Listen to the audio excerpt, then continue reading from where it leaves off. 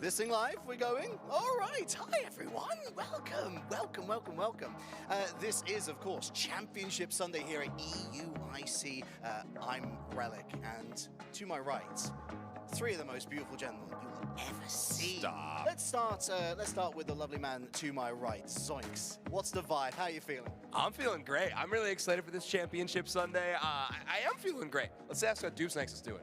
Yeah, I know, Doobsnakes, you were laughing directly at the I'm feeling great comment. How are you feeling? It's not because you said I'm doing great. It's because you looked at the note card. Yeah, I'm doing great. Great. My notes are saying I'm doing well. Which was a wild way to approach it.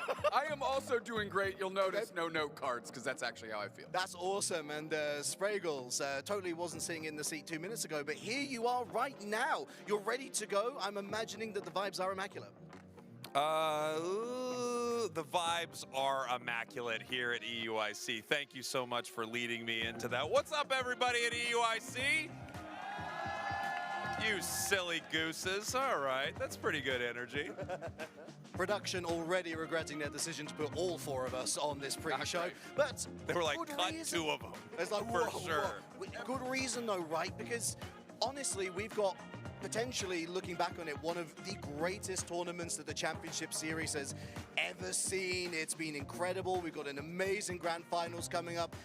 And we're first up on the docket on Championship Sunday. So let's talk a little bit about day one, day two. Cowboy, let's go back to you. Day one, really fascinating. A lot of interesting, probably most of the teams we'd expect to go through. But how they filtered out has led to this bracket. And I mean, start to break it down for me, man. This is crazy. Yeah, so many incredible teams. Obviously, day one, we have our group stage, and then they play into this single elimination bracket that you're seeing right here. Of course, the story of it all is leading to these grand finals. We have Evil Geniuses, we have Peps.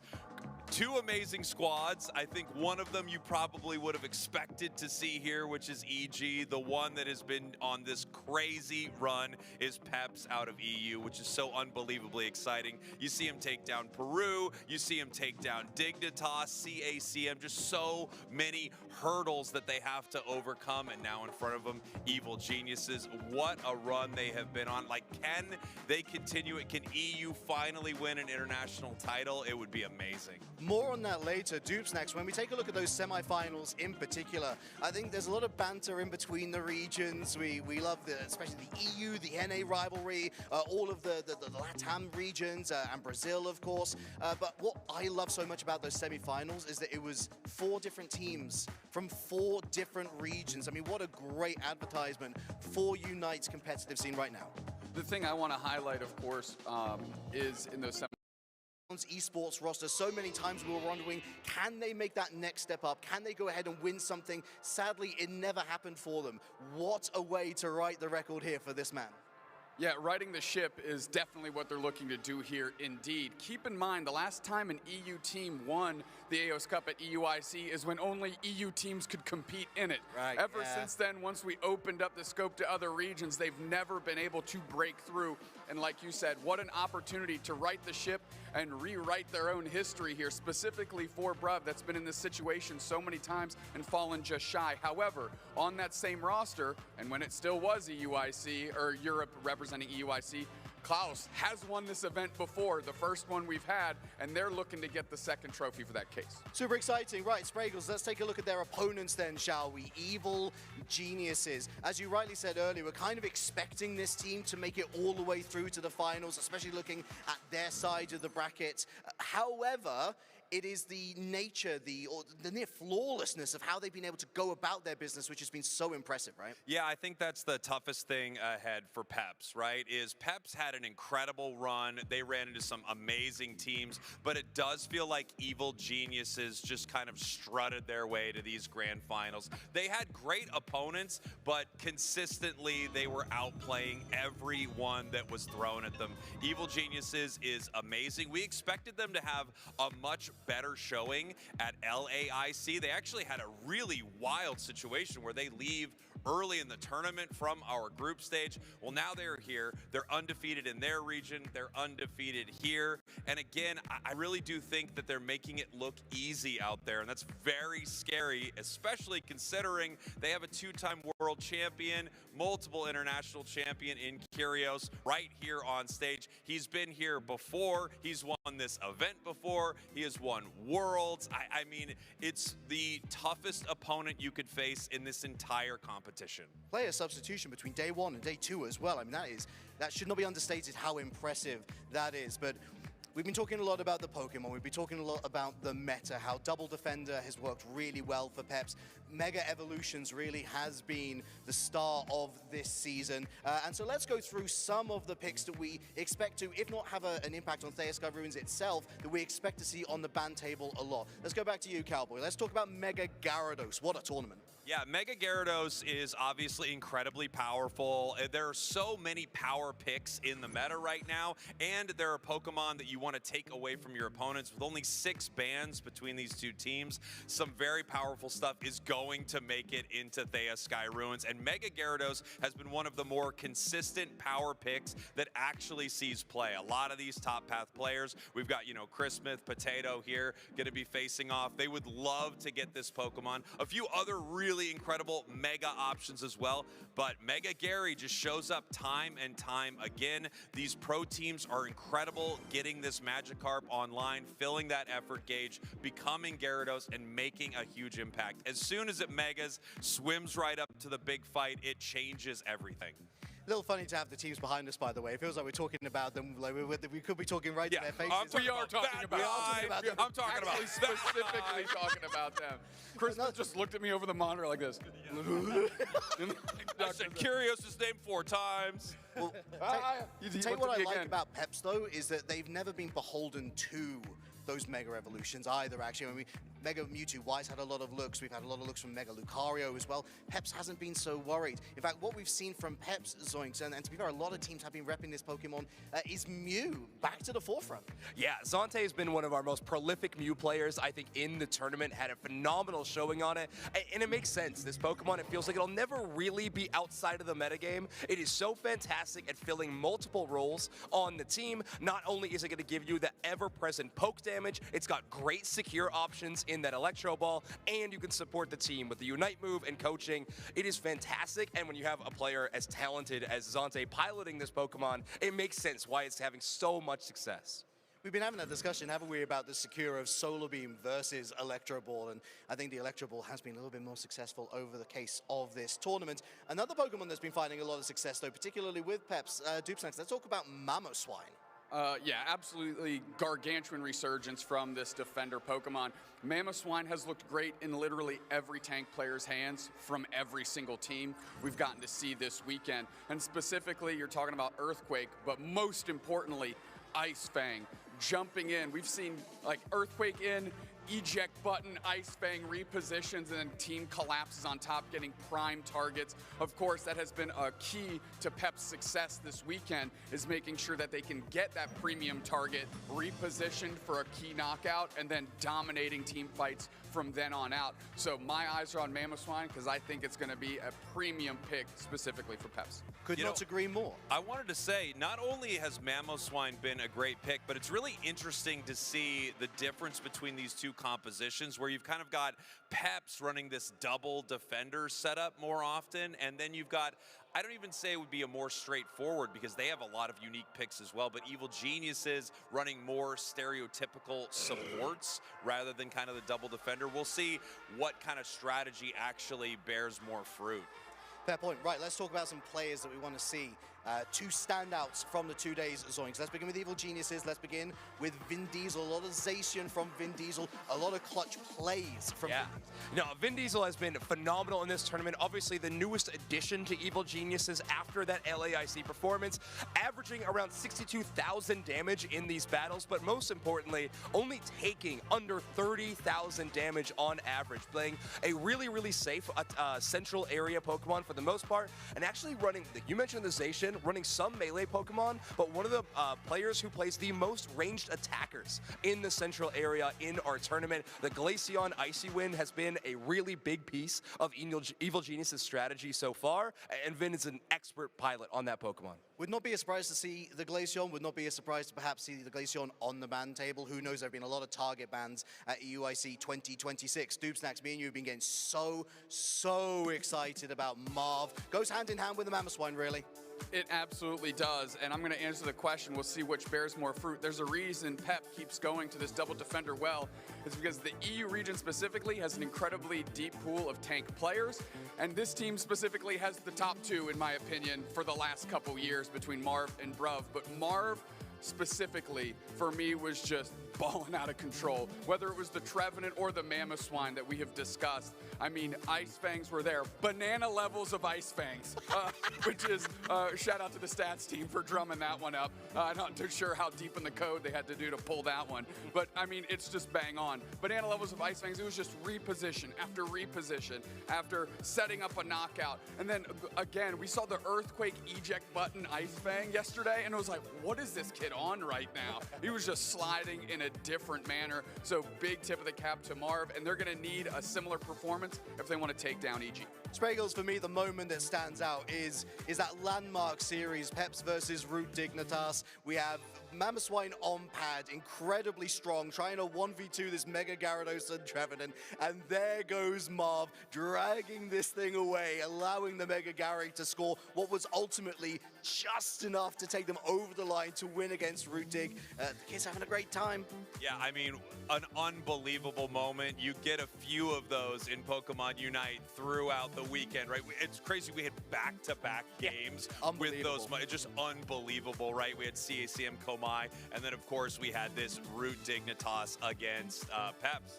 Peps, I think a lot of people wouldn't have expected that they could take down the LAIC champions, but that was one of those beautiful nail-biter, only in Pokemon Unite moments, and yeah, it was amazing.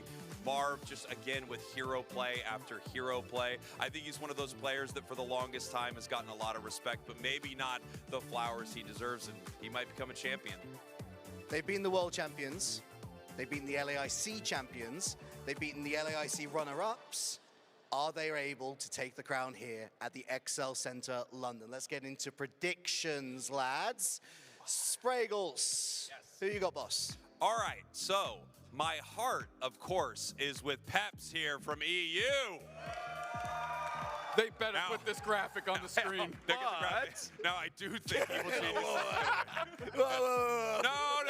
Boo this man. Let me say this. If we boo anyone here today, you'll notice that just below my face, I don't Zoinks like that you're standing up. also, I'm standing to make a good point Boo here. this man. Wow. If we're going to boo anyone here today, boo Zoinks, because while I think Evil Geniuses is going to win, I want Peps to win. What an absolute cheapskate maneuver. You sit down, Scoundrel. you ghoul. Zoinks, who do you think is going to win? Yeah, I got Evil Geniuses in this one. What? Boo this man! No, I just think stylistically, while I love what Peps has been doing and an amazing tournament run, you gotta think that they're gonna make it a close one. But with Evil Geniuses, the way they're playing, some really creative picks, and listen, if Peps brings that Decidueye, I think Evil Geniuses 3-0s. Spraggles, I love you, man. I love you too, buddy. Zoinks, I love you. Thank you. I mean, you're wrong about the Vaporeon, but I love you, man. Yeah.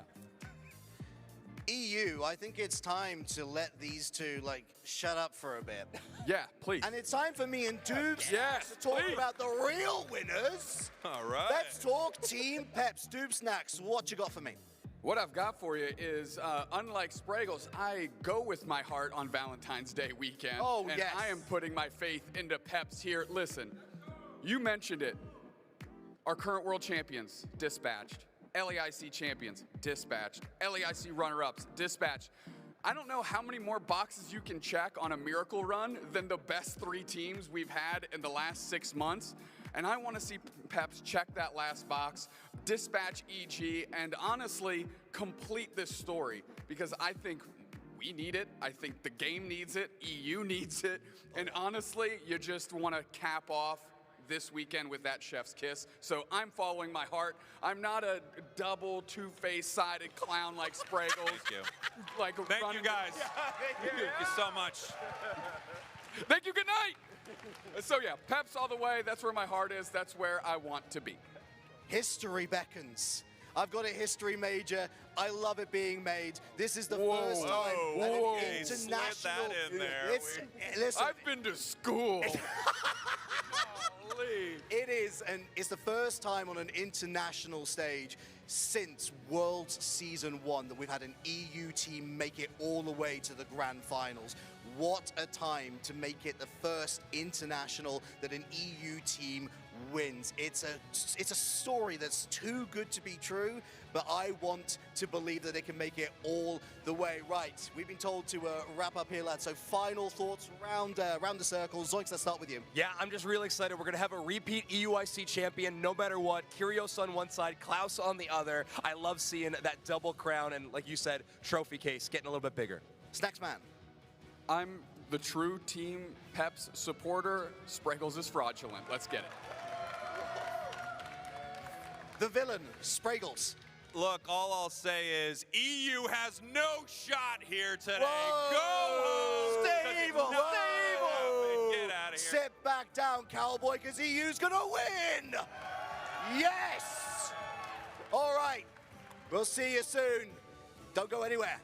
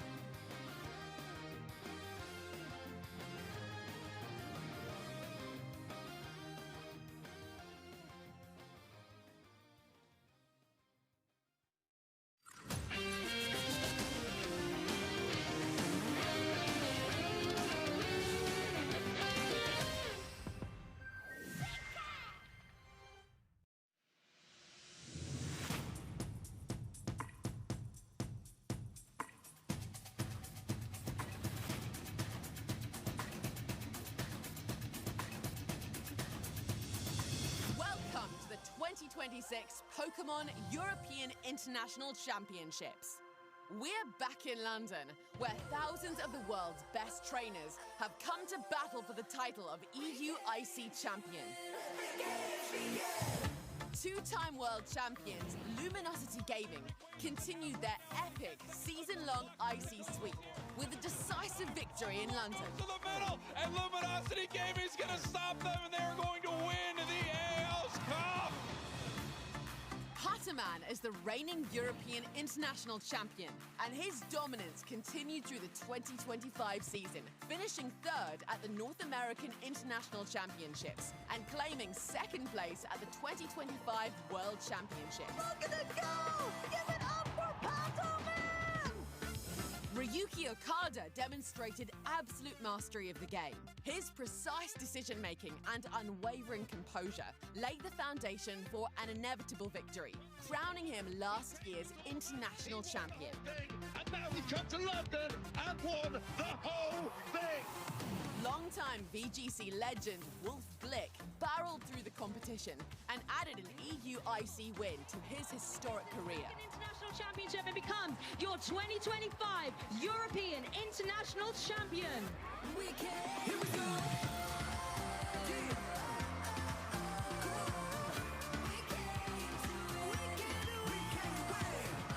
Welcome to the 2026 Pokemon European International Championships. Let the games begin.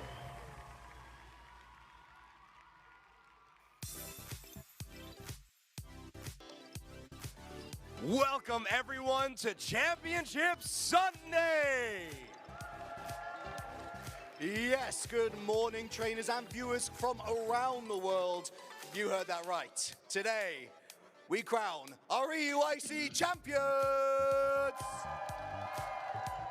We've got championship points, we've got cash prizes, we've got titles, and we've got trophies to give out. And Zoinks, all we need now is for someone to win them as we play the finals in Pokemon Go!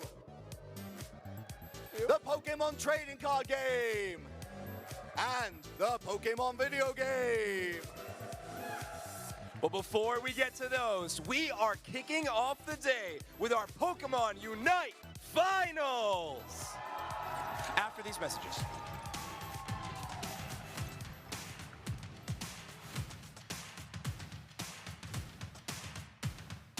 Another big heavy slammer to the power nap. The rings are unbound. Hoop is trying to pull everybody through. Kyogre's getting absolutely shredded here. Mimikyu Unite on top of Donlux. Kyogre's low, and it's taken. Already suffered a little bit of damage, and a little bit of damage is too much in this economy. Down goes one, down goes two, and it's a big price to pay for evil geniuses. Volticons is taking control of this fight. Snow in the retreat. They're trying to get away from Racer. Kyogre goes on so long. Taken by the Mega Gyarados. Side strike, insta fly, invulnerable, beautiful timing. Finds a KO onto the Hooper and catches someone with the flame sweep. Mega Gyarados, 3 KO streak for toast. Absolutely ruckus. Here comes the Sanity of the Iceman. Gyarados thrown in. Can they get the 27 down though to 54?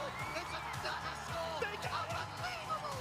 This is insanity. First Peru, then Dignitas, then CACM. EU is going to the grand finals. Evil geniuses really in control of all 4 games. They got eked out in the first one, but they made a statement in those last 3. And their victory as they are moving to our grand final.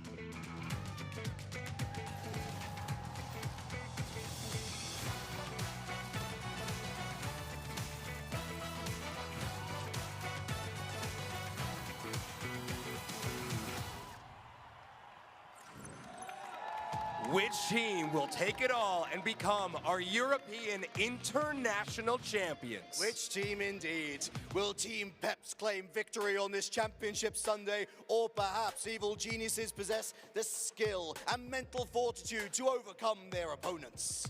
There's only one way to find out, so let's bring out one of our players from our first finalist, Evil Geniuses.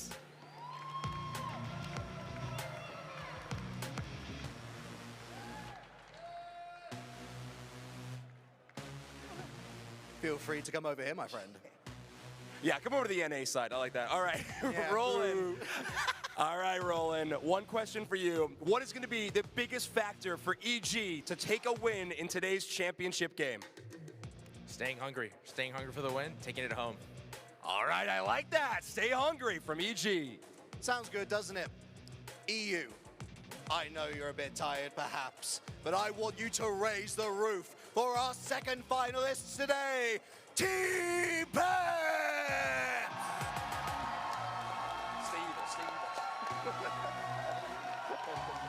That's very funny.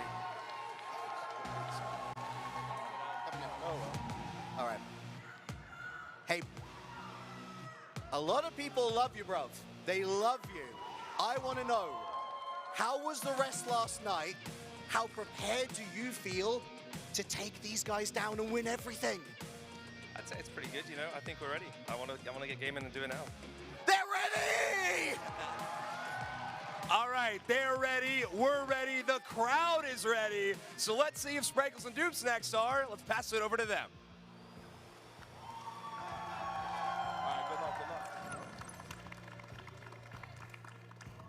Very much. Zoinks, Relic, of course, our two teams ready to compete up on the big stage here at EUIC. For Pokemon Unite, this is the AOS Cup, one of the most important tournaments of the entire season. The winner of this locking in the first guaranteed spot to the World Championships later this year in San Francisco. Hi, everybody. Jake, your resident content cowboy here, aka Spriggles, ye to the ha, and I'm joined by the one and only Dube Snacks to take you through these grand finals. I cannot wait for this to get underway. Of course, you talked about it. Evil Geniuses almost making it look Fisher-Price, toddler level play out here to get to these grand finals. On the other side, you have Peps, who has dispatched some of the top teams on planet Earth to get to this position here. And it's just a short best of 5 away from completing this miracle run. Yeah, the question is, do they keep that energy that they had yesterday? We've seen some teams able to harness this, make it all the way through, and win a championship, but other teams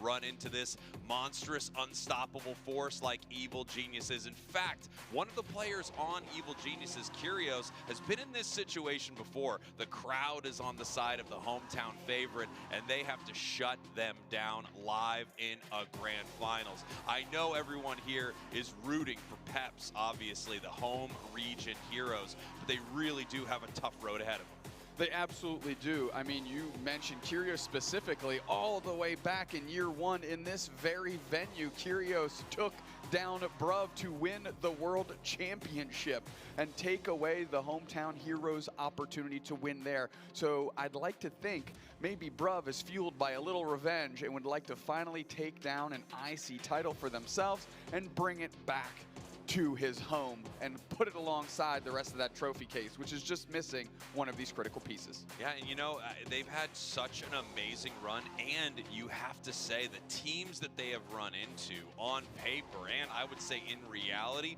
look a lot tougher than what Evil Geniuses had to run into.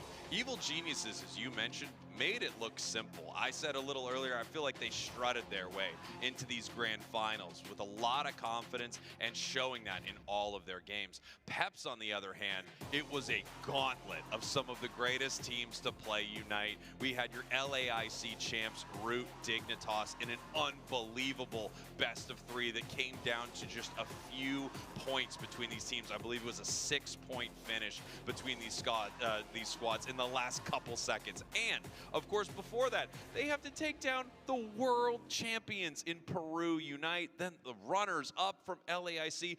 Their run was difficult, a lot harder than Evil Geniuses. And the question is, was Evil Geniuses that good that it looked that easy, or did Peps have this harder run and now they're ready to beat EG? Either way, my big question is, can you keep the momentum? We've seen teams go on crazy runs like this, but then just that one night's sleep, you show up the next day and you have a team on the other side that's kind of been strutting through the whole tournament and is just keeping that same energy and able to kind of take dominant like 3-0 type wins in these grand finals. I don't want to see that. I know you don't want to see that. We want to see this thing go the distance all the way to Game 5 and really put on a show. Of course, I want to see this best of 5 be Hercules out here. I want to see it go the distance. I want to see them take it all the way down to the wire. And as we talked about a little earlier, I would love to see Peps win this thing. The region is behind them. I think the story is incredible. We're looking at them against Root Dig. I mean, this is one of the best final minutes of Unite you're possibly ever going to see. This goal zone defense right here. The Talonflame flame sweeps has to peel away. And then we have Mamoswine, Zugrug attempting to stop 2 members of Peps. And Sug is amazing, by the way. Look at this defense. The reposition with the Ice Fang, but there is Marv, the Horn Leech, the Wood Hammer. The points go in. No one knows who has won at this point. Boom, 362, 368. Peps somehow able to do it. Can they get an upset against EG? Because let's be real, I think it would be an upset here today. I agree completely. I mean, it's crazy to say that the team that has beat your current world champions, your LAIC champion, your LAIC runner-up, is still the underdog somehow. But you know what? That's a position, if I'm Peps, I want to be in. Let people continue to doubt you and leverage that into some surprising victories. And what I've really liked about Team Peps, if there is any percentage of chance to win, they're going to take it. And if that's going flippy-rippy right in the middle, they're going to do that too. They're going to scrap and claw and take this thing down however they can manage. We watched Evil Geniuses, specifically in this 2Z matchup, really play careful and controlled the entire time. And I'd like to say that that's not how Peps is approaching this at all. No, you know, Peps has had a few moments, and you brought it up here, where they are behind in this match. They play to their win condition, which was get that objective, throw a lot of damage on it. We need, you know, we need to get a little lucky right here. We need to be a little bold. We need to try to take this victory, and they have multiple times. But against a team like EG, that could be quite tough. And let's be fair to EG too, or let's be fair to Peps. EG hasn't been tested like that. Members of this team have been tested on this stage, right? But EG, at LAIC, they got taken down in groups. So there's no question that this team can be beat. However, they are on quite a run right now, undefeated in their region, undefeated here at EUIC. Really, we're focusing on that camera angle. We saw Ducky and Chris Smith, the two youngest players on this Evil Geniuses team, and their success is going to hinge on their performance, right? Curios is a flat line. You know exactly what you're going to get. Roland, same thing. The other three, however, are finding themselves in this position for the first time on stage, and they need to fill the expectations that Curios and Roland are setting for them, that Evil Geniuses, the org, has set for them, and that they have for themselves. This is the time to show up and show out. Yeah, I mean, you're right.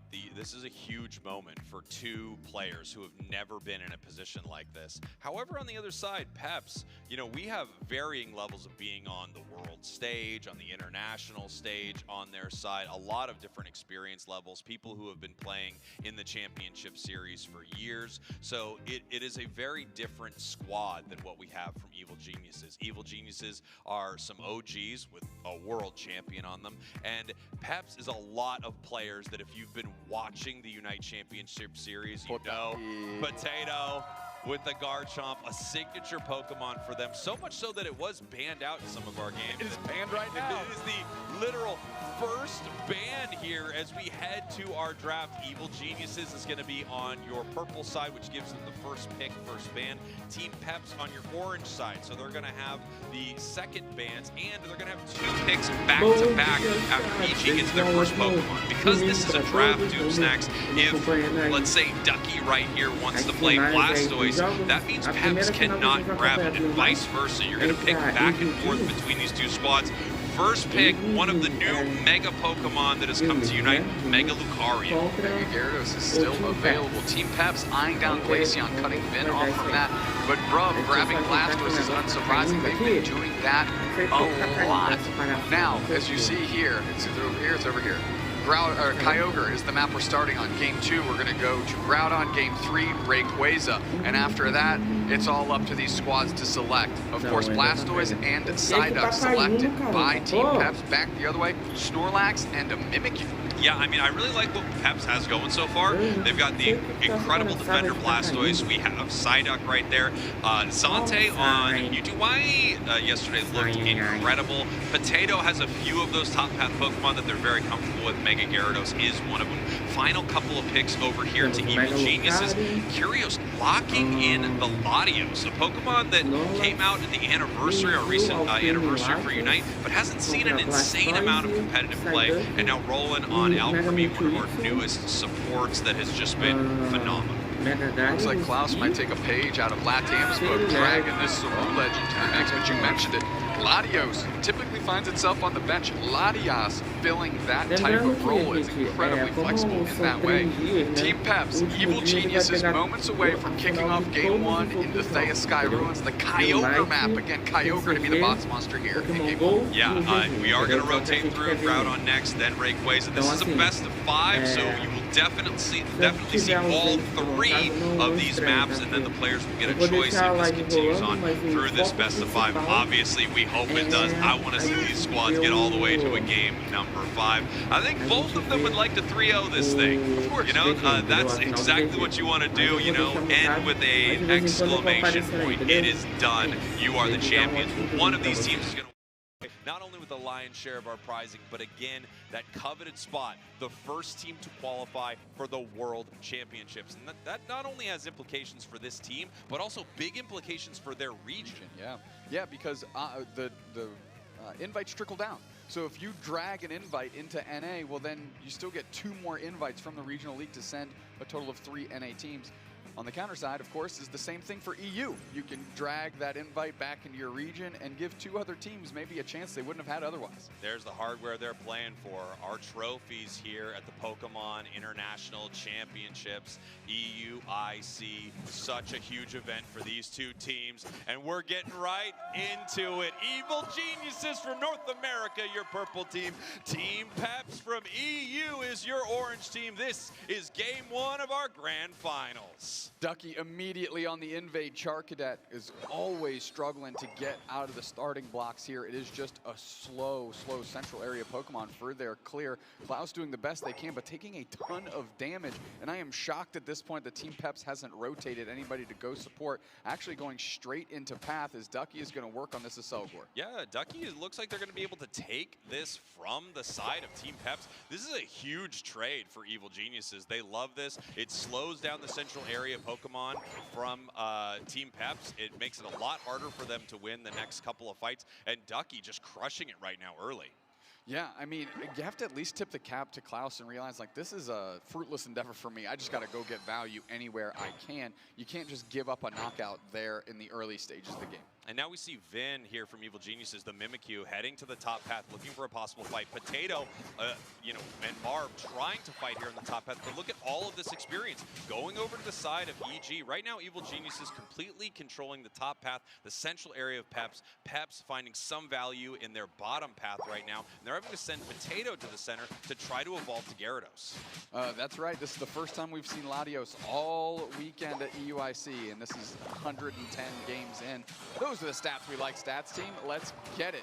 Roland hanging out, now has a ton of pressure put on them by Potato. Yeah, and here we have Potato finally evolving into Gyarados. It evolves in a very unique way here in Unite. Every other Pokemon needs some experience to evolve, but Magikarp needs to fill that effort gauge, and they have done that. We now have Mega Gyarados. Once it hits level 9, it will have its extremely powerful Unite move, and then it will be able to become Mega Gary and start to take over this game.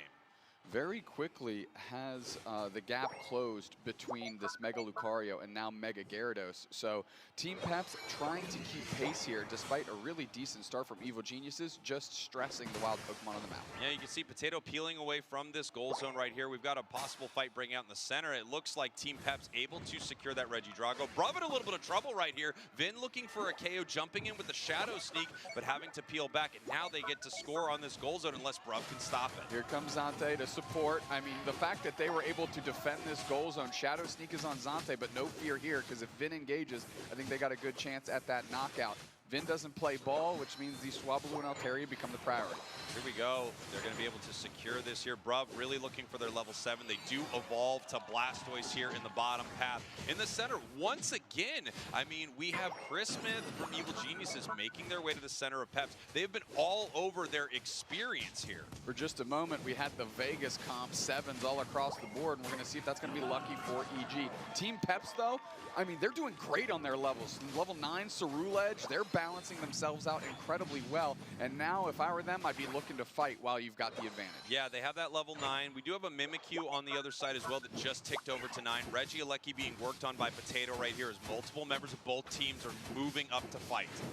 Klaus dipping through, going through that with that Cerule Edge Unite immediately, going to secure Regieleki. Now we're fighting. Zante steps up. They get a knockout on Vin. There's another one. That's Latios down, and the pressure continues. The tide of Team Peps is flying in the face of Evil Geniuses, and they're going to keep that goal zone for a plus 36 over. Marv just babysitting, making sure that they make these numbers count. Yeah, and you can see Klaus waiting right here before scoring. They're going to take as long as they possibly can to break that, because once they do, they give a lot of free, safe experience over to the side of Evil Geniuses. So they waited the last possible moment, got as much experience as they could between these two passes, then finally broke the goal zone. Now up 48 to 170, and that's how you win games here in Unite. You got to be up on the scoreboard, Doopsnack. Doesn't matter how many KOs you get. No, great work by Bruv there to pull the Swablu and Altaria so Zante can have a little bit easier time securing that. Marv working through. They're going to pick up their Unite move at level 8, which is something to contend with for sure.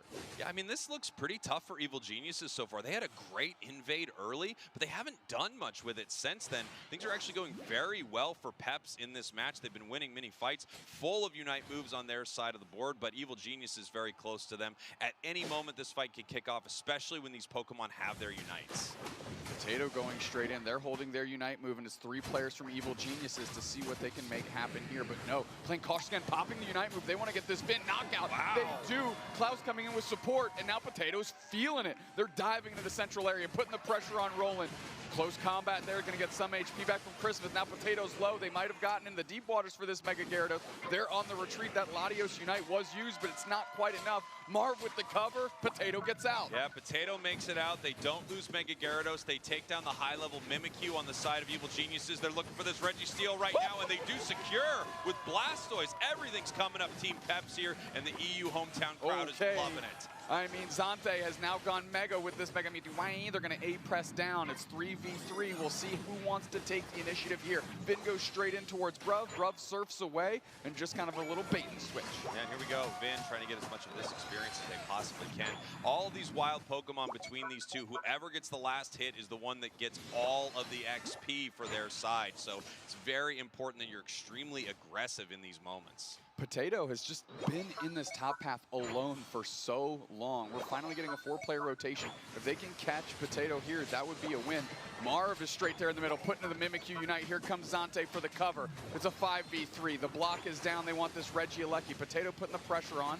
Holding on to that Unite move. It just came through. They're going to pop it. They're going in for the action. Secured by Chris Smith. The cake is down. Tons of HP is going to be recovered. Ducky with the heavy slam gets a knockout on a side duck of all things. Surf back through. This Regieleki's on the doorstep, but we're looking to fight. Zante's teleporting through. Huge Hydro Typhoon, and Zante's cashing in now. They're getting the knockouts. Finn is down.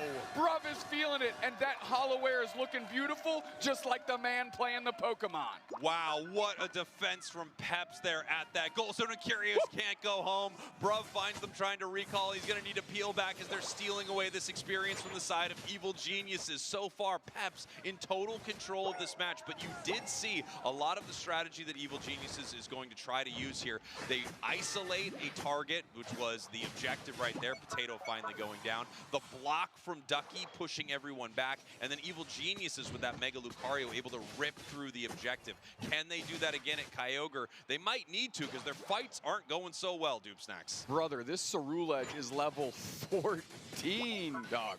I mean, Bruv is skating. Everybody's moving here. Marv is level 10, and that's like, what, the worst case scenario of what you're looking at here? Bruv is 13, surf in, almost secured there by Bruv, and it's just enough for Evil Geniuses to walk away with this one, and they're breathing a sigh of relief without a doubt. They really wanted this objective. The Registeel giving you a big bonus to your attack and special attack. It has a long timer on it, and it's going to be ready here for this Kyogre that hits the map in 15 seconds. At any moment, a fight could kick off, and it's the most important fight of our match. Oftentimes, the final fight, Doob Snacks. We're going to see how these teams want to play it.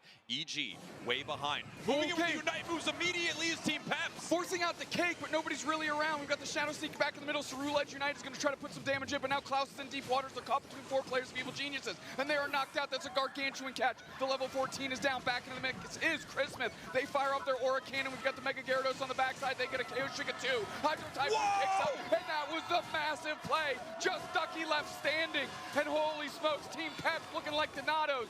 Extra peps for me indeed, and they're delivering. Oh my God, Team Peps wiping everyone except the defender off the map. We have players respawning here from Evil Geniuses. They're going to need to come back as quickly as they can to try to stop them from scoring. Here comes Curios to the bottom path. They're going to push away Mewtwo, but they're already up 346 to 53. Peps is feeling great in this moment with only about a minute left in this match. EG will need to go to the other side of the map, KO multiple Pokemon, and try to score full pockets here in double time.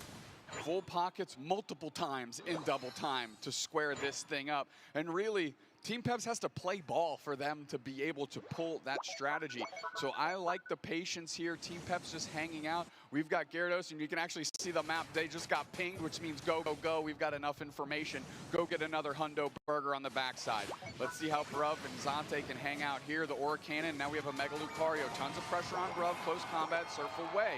But while that Hundo Burger just went in, we got one back the other direction, plus 66. Shadow Sneak on Klaus might give them a chance here. Mimikyu Unite is going to pick up that shield. Big Surf, Hydro Typhoon indeed. Everybody's firing off their moves now, but things are slipping away from Evil Geniuses in game 1.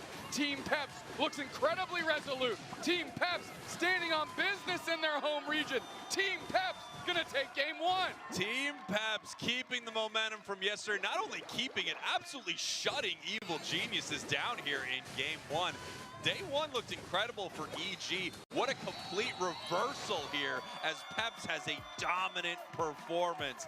Not a lot of teams move through that day 2 momentum, bring it here to Championship Sunday against what a lot of people think is the toughest squad, but Peps is doing it. What a statement game 1.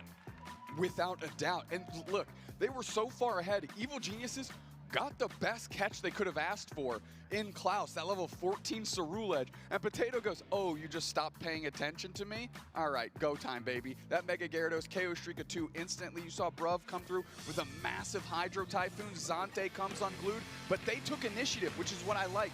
The Infinite Cyburn kicked off that Kyogre fight. I mean, this was beautiful for Peps. They really had, it's crazy because EG had this fantastic invade early. I thought, wow, this is going to be hard for Peps. They're already behind from this beautiful Snorlax invade. This fight was great for Peps. We actually don't see the moment here that I'm going to reference, but they kick it off early. Mewtwo Unite, Infinite Cyburn, and they say, we're ahead, but we're taking the fight. Not only do they take the fight, they take a decisive victory at Kyogre, bubbling out the defender, KOing everyone else on the team. They're already up. They just pour some more points on right here. As soon as Evil Geniuses try to score, they head back the other way, dunk a couple of points, land back with their pads right here, and defend it at Tier 2. Honestly, it looked pretty easy for Peps, and I can't believe I'm saying that when they're running into EG. Potato, your MVP. Potati delivering for the squad here. Team Peps, genuinely a team effort. You know, when one player had a stumble, they were right there picked up by the other 4, and we were working magic out here was Team Peps as we're taking a look at the bigger numbers. 6 knockouts, 80k damage on this Mega Gyarados.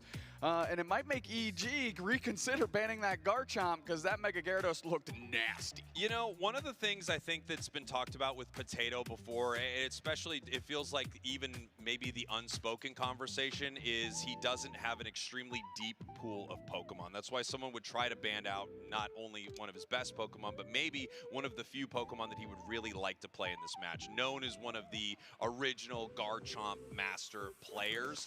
Now, it does look like Potato has a few other options, a few other tricks up his sleeve, and you're going to take away Garchomp, not too stressed about it, as they immediately ban it out. Peps on the other side, though, they're saying, yeah, you guys also kind of have a Pokemon we really don't want to see, and that is Vin's Glaceon. I love Glaceon, Blissey back-to-back, targeting Roland, targeting Vin, making Vin show that they can play another character here. Again, You have Kyrgios and Roland, incredibly battle-tested in the UCS. Ducky, Chris Smith, and Vin, this is their coming home party. They have to step up here. Yeah, absolutely. As Evil Geniuses is going to have our first pick. We're going to see if they want to steal something away. But no, once again, they put the value on this Mega Lucario, one of Chris Smith's best Pokemon. And right back over to the other side, Team Pep says, yeah, you want to run it back? We actually felt pretty good about that last one. Dude, I wanted to note, Bruv, despite playing the tank, right, and they're feeding all of their experience, the Wild Farm, to Klaus, Potato, and Zante, Bruv was level 13, and when they secured Kyogre, level 14 as this Blastoise. And we've seen teams pick up Blastoise as an attacker, as a damage dealer. So when you let Bruv on this Blastoise get that big, man, it's tough. And we're going to see how Evil Geniuses wants to react to this. They're bringing a very similar, not exactly the same, right? We have the Mamoswine instead of Snorlax. We still have Alcremie. We still have the Mimikyu. Mew instead of Latios. It turns out Latios maybe not being played for a reason because it did not seem that impactful there for Evil Geniuses. However, on the side of Peps, so far they have the exact same composition. And why wouldn't they? They absolutely crushed Game 1 here. Groudon will be our next map, Dupes next. We just saw Kyogre. Some differences here. The big difference between the Groudon map, of course, not only the position of some of our buffs, less tall grass for some of these players to hide in, but it is that boss monster at the end. Kyogre giving you this massive buff where you are recovering lots of HP. Really good for your tanky Pokemon. Groudon is giving you a ton of damage. So if you're something that, outputs a lot of burst damage like this Cerulege, you will love a Groudon buff. Just rip through the entire enemy squad. I love what we're seeing here. Everybody on EG is calm. Kyrgios taking the wheel here and walking these younger players what is about to happen and what they need to do to bounce back, because that's tough. But you got to stay in the game. And if there's one person that knows how to do that, is certainly experienced enough to get the team back on the same page, it is that man, Kyrgios. Yeah, we've seen it happen before. We could see it happen again here. We talked a lot earlier, hearts and minds. Who do we want to see win? What do we think is going to happen here? I have to say, I love a lot of these competitors. I've been watching them, casting them for years. I don't want anyone to lose this thing. At the same time, if Peps takes home a win here, I think this place will go nuts. And I know that we have been rooting for them all weekend. What a story if they're able to make it happen. As we head to game number 2, Evil Geniuses out of North America, your purple team. Team Peps from EU, your orange team, up 1 game here in our best-of-5 grand finals. Not only is Team Peps up a game, they've got the Hollowware differential as well. They look good in the Hollowware they've equipped today. Let me tell you, it doesn't work for me in solo queue. I always have the Holloware differential. It doesn't seem to matter for me. Ducky once again invading this side of Klaus. A great play here for Evil Geniuses, and it will slow them down early, but it didn't stop them. No, I mean, last time Klaus just kind of gave it up and ran away, right? Finding value in path. And maybe that's a lesson that a lot of these teams can learn. Just because you're getting invaded doesn't mean you need to unfocus from the path. Just adjust well. Klaus still hitting their evolution, actually earlier than the game previous. Now Vin takes down Marv as we have the pressure on, and poor Patati is stuck at level 3. That effort gauge not quite full. Yeah, this is really beautiful here for EG, even though it didn't work out fully with the invade because that Cerulege was able to get online. They pick up huge KOs in the top half. They are stacking up with this Lucario and its attack weight, making it even more powerful early, and they're slowing Potato down from evolving. Down here in the bottom path, Bruv in some trouble right now, getting caught with multiple moves. They finally go down Ducky the other way, and we have Peps pushing onto this goal zone. Here comes Vin. Vin gonna go for the support, and they've got to put the action down. Zante goes Mega just in time. That's gonna be a KO Shiga 2 for them. This Mewtwo is undeniable, shades of just a few short years ago where it just seems to dominate. And Zante right here, we were talking about his Mew, but I said yesterday, if they are off this Mewtwo Y, I have no idea, because this thing is humming for them. Yeah, Mewtwo Y, unbelievably sorry, said that wrong. Mewtwo Y, unbelievably strong, and it is strong in the hands of Pep here. Mew on the other side for Evil Geniuses has been incredible throughout this tournament. One of the most high skill Pokemon in the game, and Kyrgios is a perfect, person to pilot that, as we have Peps moving in here to fight. I mean, they're able to isolate Potato, but Klaus gets one back the other way. The Shadow Sneak misses, and that might be an opportunity. No, they decide to take a pause for the cause here and peel back. Yeah, see if they can get that. No, over to the side of Evil Geniuses right there with the sweet scent. Reggie Drago now being ripped apart. Are they able to secure it? They are. That not only provides a nice scoring buff for the member who gets it, but also some team-wide experience for Peps. Yeah, 720 birds are going to be scrapped over here. Vin looking for a target. We're kind of using the birds to shield. Potato goes straight in, deals a shell of damage. The sweet scent goes down, but again, Pep's just not willing to play in the sandbox with Evil Geniuses. Walk away. It's fun seeing Marv here on the bubble beam disabled duck. Potato's in some trouble. Huge ice fang. Klaus goes down. Massive close combat there from Chris Smith. They are now moving towards this Regieleki. We showcased that ice fang mammoth swine for a reason. Another quality catch, and it's a great KO for Evil Geniuses. This Regieleki is going to walk. We're going to do some good math here. Plus 23, get out of here. Experience back on the map. Meanwhile, the team-wide experience continues to materialize for Team Peps as they grab that basement Reggie. Yeah, nice stuff for Team Peps in the bottom path. Obviously, losing a fight in the top path, you try to find somewhere where you can gain value on the map after Evil Geniuses has that incredible push. You talked about the math with scoring in that goal zone. Every point that you can score over what that goal zone has left, you are able to continue adding points onto the board, right? That's calling an over cap or an over dunk right there. So they were trying to do some smart math, get as many points as possible. They're up now, 103-79, an incredibly close game, but look at all the Unite moves on Peps. They are way ahead on levels. Yeah, exactly. And it's because they've been focusing down that team-wide experience objectives, team-wide experience objectives here. Klaus needs to make sure they don't get caught. I know they're feeling it a little bit right now, but Klaus getting caught at the end of game 1 could have spelled disaster. Klaus getting caught right there by the Ice Fang here in game 2 can spell disaster.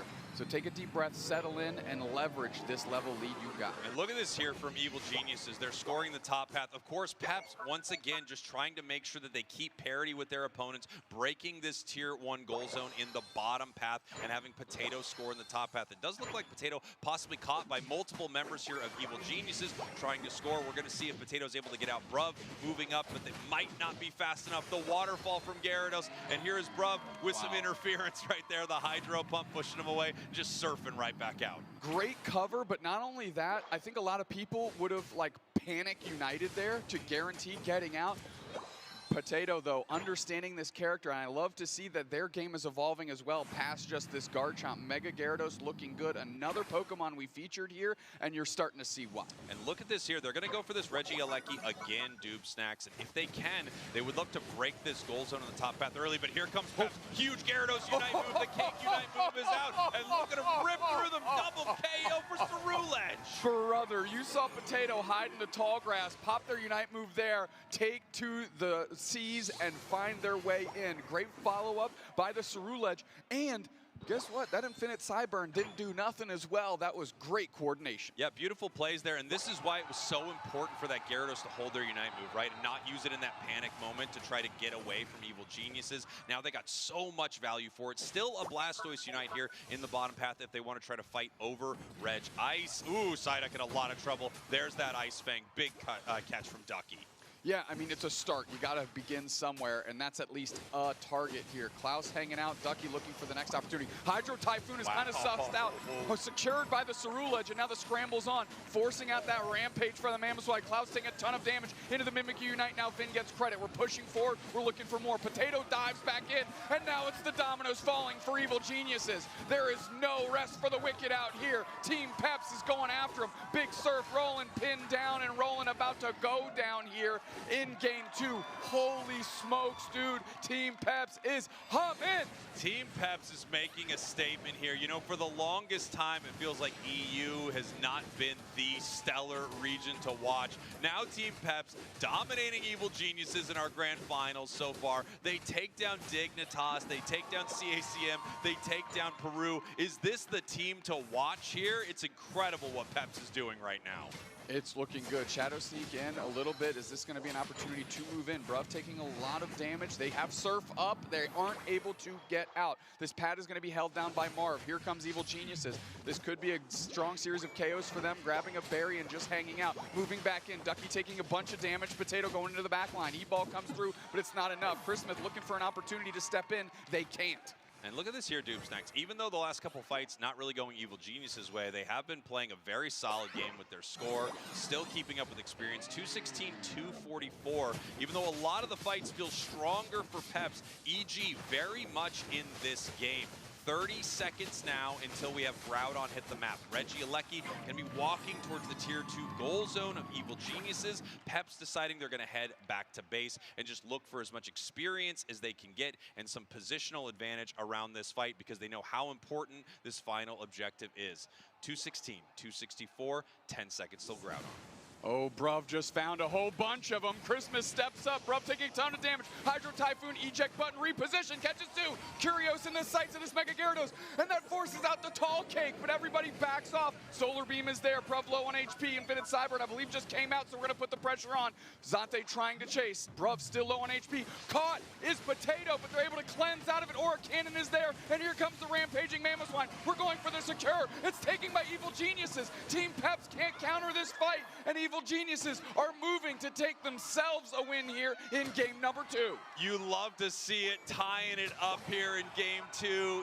EG now trying to score, and with no one from Peps around to stop them, they're going to keep putting points on the board. The Hundo Burgers being thrown on the grill, 416, 264. They know they are up right now. They do not need to keep pushing. They're going to head back towards their side of the map and see what Team Peps can do. I have to say that fight, expertly played by EG. They baited some multiple Unite moves out of Team Peps. When they were low, they actually were able to get a valuable Alchemy Unite that healed them back up, moving back into the fight, starting to wipe them off the board. And then it did feel like we were kind of panicking, fighting around this Groudon, and EG was in total control, staying in this match. 50 seconds left, though, and Peps wants to take this. Nice surf there. They want to start grabbing these buffs that they can. We've got 45 seconds to make this magic happen and keep the dream alive. The counter Hundo Burger is going in by Chris Smith. Hydro Typhoon is there, kicking up a couple players.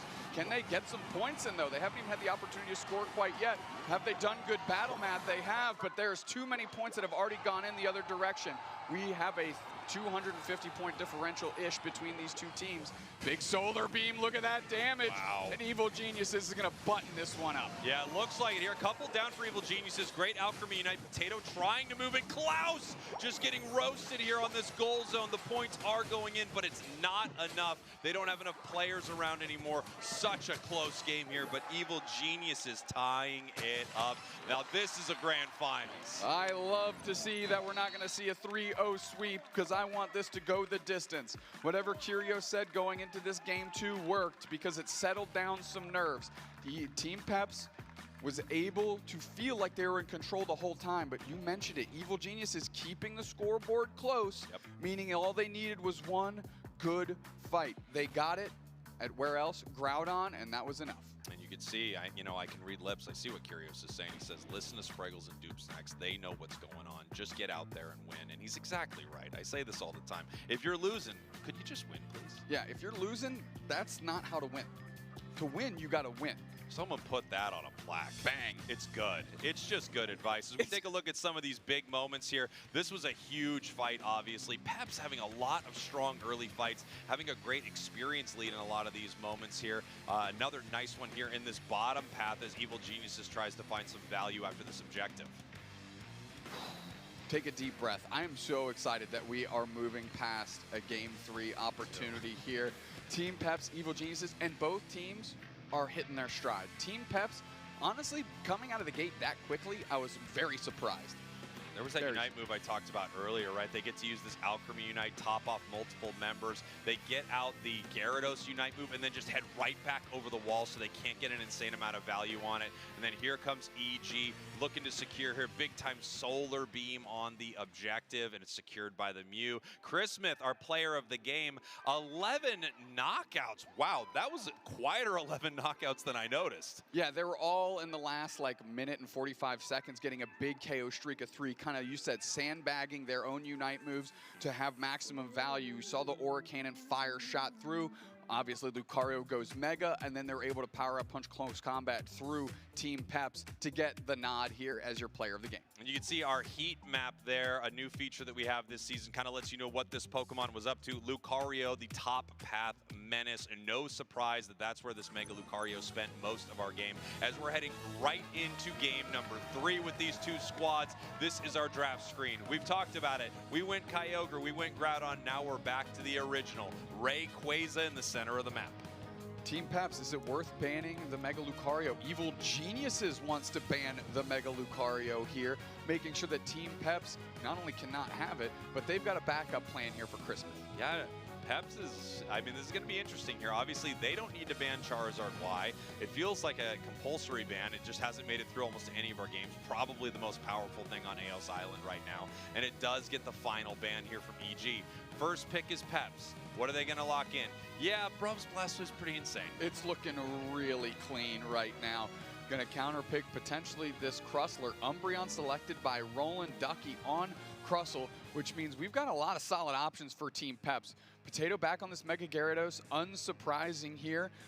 Marv is my big question. The tree miracle work they've been pulling has been incredibly impressive. Zante Mega Mewtwo Y, I like this. I like this play because it's not like they're going to grab too many more defenders on the side of Evil Geniuses, right? You can wait for that pick, but you don't want them to steal your Mewtwo Y.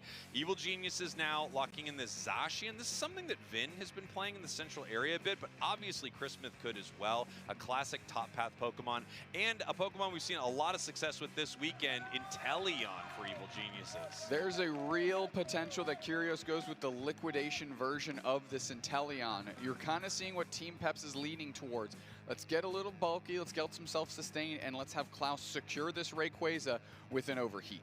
And here we go, final pick to Evil Geniuses. I like this Mimikyu. I think it's actually been really good for the side of EG. I love seeing Trevenant. You and I have kind of been geeking out about this Pokemon. I mean, maybe since it's really come into the championship series, but we have so many stellar Trevenant players right now between our regions, and I think it sets up so many huge plays. Another Pokemon that seems to pop in and out with a lot of these competitive teams is Blaziken. Unbelievably strong. The combo potential is incredible, and one of the best secure tools in the game in its move Overheat. Without a doubt, and a lot of pressure on Klaus right here to deliver for the team, right? You're starting to see what Team Peps is setting up. They've got a real rip opportunity with some displacement, right, to get Evil Geniuses out of position to really clear the way for Klaus to secure Rayquaza. Once Rayquaza is secured, it is all for naught because you can scramble score incredibly quickly. And we got Roland here on this Umbreon. Umbreon actually catching a decent amount of bans this weekend too. It's so incredibly good. Its Unite move with the ability to steal shields away from your opponents. Wish with the healing and the protection that that move provides. Mean Look, I mean, as advertised, an incredibly mean move, locking someone into place. We'll see what they want to play here as we're getting ready for our next game. Again, of course, that is what everyone here on Championship Sunday is playing for. Team Peps out of EU, your purple team. Evil Geniuses from North America, your orange team. We got a grand finals here, Doob Snacks. It's all tied up. All tied up indeed, and Marv going on a mission across the map, going to try and stress test Vin, just like Evil Geniuses did to Peps in those first 2 games. Escavalier getting low, secured by Vin, making sure they keep that buff. Yeah, really nice stuff right there, and it looks like Vin able to handle that pretty well with Marv trying to stop them. Marv now trying to steal a little bit from the side of EG. Chris Smith possibly looking for a KO here. Zacian is that powerful early, but no, Marv runs away from that very quickly. Yeah, I think that makes sense. Yep. Now Marv rotating back into path here because Umbreon Roland is bullying Potato on this Magikarp early. Bruv and Zante, again, seem to be in control in that bottom path, doing a great job. And look at Klaus. Lockdown in this Mean Look right here. Roland able to make it away from a very bad situation. That's something they're going to be able to continue to do throughout this match, is lock a member of Team Peps into that Mean Look and set up huge plays for their squad. As we got everyone ready to fight here, Marv in a lot of trouble, goes down immediately. Yeah, but really buying some good time for Potato to get some experience. However, it's not going to be enough. Klaus is the Combuskin, and as you know on this broadcast, disgusting looking. Yeah, Dupe Snacks, for everyone who's new to Unite, really doesn't like Combuskin, and I do think he has a gag reflex issue with this particular Pokemon, so we need to get that to level 7 as quickly as possible. I agree. Please do that, Team Peps, and I think they want that to happen too. Blaziken is truly what needs to be on the map for it to be a difference maker. Zante moving forward, they're getting some quality moves down here, and honestly, this bottom path has not been up for debate with Team Peps. They've been dominant. They've been absolutely crushing it here. Chris Smith trying to, do a little invade of their own and take something away from Peps. It looks like Zante able to kind of bubble them out of this situation. Potato now caught in the mean look. It doesn't matter if you're trying to waterfall there, Potato. You are stuck in place, going down once again. Grabbing the berry is Chris Smith, healing off the damage that Potato was able to impart before imparting their way back to the Pokemon Center. Rolling back as Evil Genius is taking some inventory of what we've got going on. Finally, Marv does evolve into the tree, and that's definitely step one in their battle plan. And we do see Curios here, not yet Inteleon, but we can see they have acrobatics, which means they are going to be playing that liquidation build, the finger guns, the pew, pew, pew, pew, pew, the James Pond, and it is an incredibly powerful build. One of my favorite things about Curios as a player is he plays the best thing possible, not just the flashiest thing. So he's a two-time world champion. Absolutely. Good knockout on Chris Smith. Getting back the other way, though, is Vin able to step up and get that done. Meanwhile, Team Peps using the advantage that Zante and Bruv were able to buy, and now they're going to get their points in. Here we go. Team Peps looking for this bottom objective as we have Evil Geniuses pretty clear for the top objective. A lot of trading happening here in these moments. You find value where you can. It's extremely important in Unite to make sure that you do that. And both of these teams getting something very solid. This is going to give team-wide experience and a buff to Team Peps. However, for Evil Geniuses, they've got a Regieleki, essentially an additional teammate, walking towards that top goal zone so they can continue their score lead. Marv is trying to chase down Vin. They've got a lot of vision now, and they see how many players from Evil Geniuses are actually sitting in the middle of the map. Potato going to work on this Regieleki here. They've been sitting in the top path. Chris Smith, sussed out by Zante, going to put some damage in, and Zante wants to take that buff, but they can't. Chris Smith snatches it out from under him. Yeah, nice play there from Evil Geniuses. You just try to take as much as you can from your opponents, and it really starts to add up, Tube Snacks. If you can take multiple buffs from your opponents over and over again, not only are you taking these valuable buffs that might give you, cooldown reduction or slow your opponents down when you're attacking them, you're also taking huge amount of experience, which will set you up for a big win in the end game.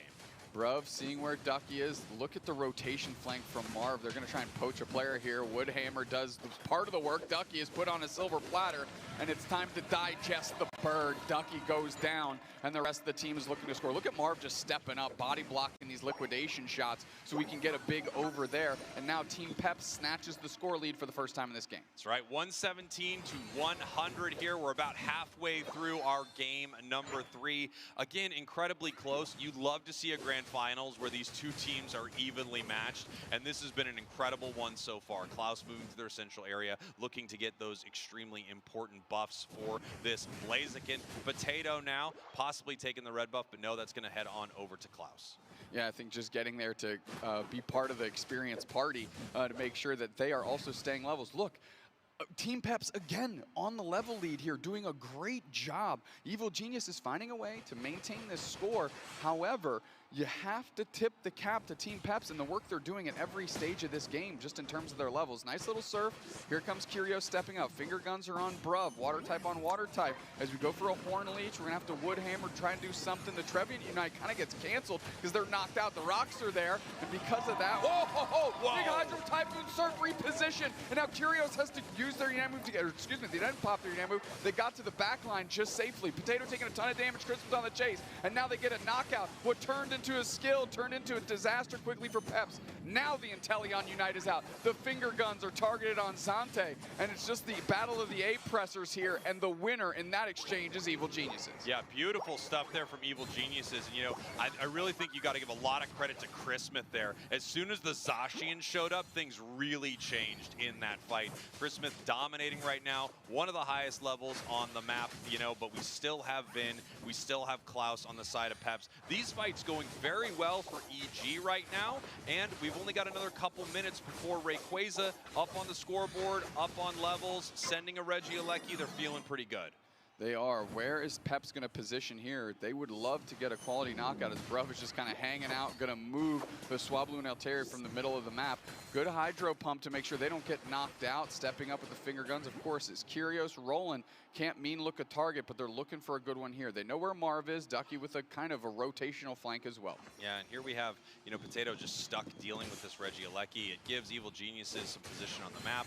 It lets them find something they can get value with here. Kyrgios desperately looking for level 13 right now. If they can hit that level 13, they get the very powerful Liquidation Plus, which is just more shots from those finger guns, and it's a devastating move to use in some of these fights. Punishing your opponents just when they pop out of the tall grass. Speaking of punishing your opponents when they pop out of the tall grass, there goes Roland. Yeah, just another good knockout. I think Team Peps just kind of needed that one after the last fight. Not for anything, but for confidence. Here come the finger guns, tons of damage.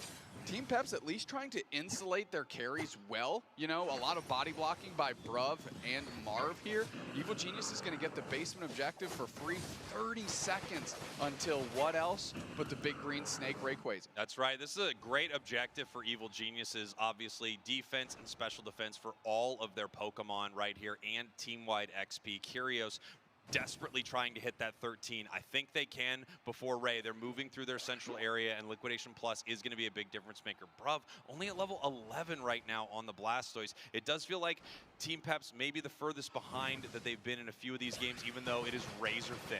Going straight in towards Potato is Christmas. We're on the backside rolling. Teleon Unite is out. The damage is going to come in. We're putting the pressure on. We're putting him in spin cycle. Trev Unite marks a couple players. Marv is on the low blow, and they get knocked out quickly. Hydro Typhoon kicks up Kyrgios. Can they convert on the knockout? No. Potato's cut off and caught in the Mimic Unite move. Bruv steps forward. They're trying to put the pressure on 2 players down. This is not looking good for Team Peps. Vin is still scrapping. Kyrgios comes back around, and now we have so much damage is in, and Zante is on a sliver of HP. Rayquaza getting chipped by Liquidation. Take a deep breath. We're dancing all over again. What an insane fight right here. Barely making it home. You have no idea how devastating that catch would have been if Evil Geniuses grabs the Blaziken there. And now we have a potential refight. No Unite moves for either squad, but what a catch. Kyrgios already stomped. And now that allows the rest of the team to focus on Ducky. They are ultimately knocked out. Rayquaza's getting ripped. We've got Klaus waiting in bait. They're going to go in for the overheat. It's up to them to secure. It's charged up. Bang! Secured by Peps. But can they go score? Of course, Klaus steps up and delivers on the biggest stage. But right now, they haven't gotten any points in. Evil Geniuses with 4 players standing, and they need to get points in of their own. Marv is off respawn. They're going to jump and try and stop. They get there in time. Is this going to be enough, though? Woodhammer, as the scores have gone in on the backside. Over 100 points separate. The Bruv steps up. The rest of Peps are crash landing on the heads of Evil Geniuses. The Hydro Typhoon is down, and they have stymied the scoring efforts of the team that likes to stay evil. Wow, Team Peps with an unbelievable defense here, pushing them off the goal zone. Of course, because this is Rayquaza, no buffs to take after EG picked up some of those KOs. 325 to 224 with only 10 seconds left. These 100 points are nice, but they already had it. Peps up 2-1 in our grand final. Let's go, baby. Come on, give it up. This thing is banger after banger. That team fight was barbaric. Unbelievable. Christmas barely missing Zante in the bush, which you said would have spelled ultimate disaster. What a game. What a game. Wow, I mean, this is what you want from a grand finals. These two teams are so incredibly good, pushing each other to the limit the whole time. You people in the audience hugging right now because of how intense some of these moments are. And you really only get this with Unite. Just the last few moments of a game, it coming down to just a few seconds, a misplay here or there, a move that doesn't land, a catch that you just can't make happen, as Peps is up 2-1 against EG. Holy smokes. Brother, Evil Genius is back against the wall as we're going to go into this Ray fight here. Bang, and Teleon Unite is out. We have a mean look. We put him in the spin cycle. Trev tries to mark a couple Pokemon with the Forest Curse and doesn't. Look at this damage going in. Hydro Typhoon. Kyrgios is back and forth. Vin catches a critical target in the Metal Gyarados, and they get the knockout. Look at this damage. Zante all of a sudden gets isolated, gets chopped up, huge X-scissor, and they are on no HP as they fade back. Klaus barely makes it out. Zante barely makes it out. And look at Klaus here at the top part of your screen. They are watching that Rayquaza HP bar, charging up that overheat, and bang! Securing the Rayquaza for the squad. Yeah, and you saw how close Chris Smith was too with their massive Zashi and Unite move, but just about nothing compares to that overheat. Blaziken ready to take it there. And yeah, we talked about it. Imagine a world where Blaziken is not there. Blaziken knocked out because Chris Smith catches him. Player of the game, Bruv, one of the players of our tournament, one of the titans here in EU, on just about every single superstar team EU has had, and now Team Peps, one game away from becoming your EUIC champions. I know, man. It's great. I need to take a breath. Obviously, there's tons of love for Bruv here in EU. Not gonna lie to you, I love the kid too. He's great. He's the best. Yeah, I remember seeing him yesterday, coming right off of his win against Dignitas. I mean, you could see how much, of course, this means to him, how crazy these matches have been, how serious these players take it. And yeah, genuinely, what a great dude I think Bruv is. I like him. I'm rooting for him. The audience is rooting for him.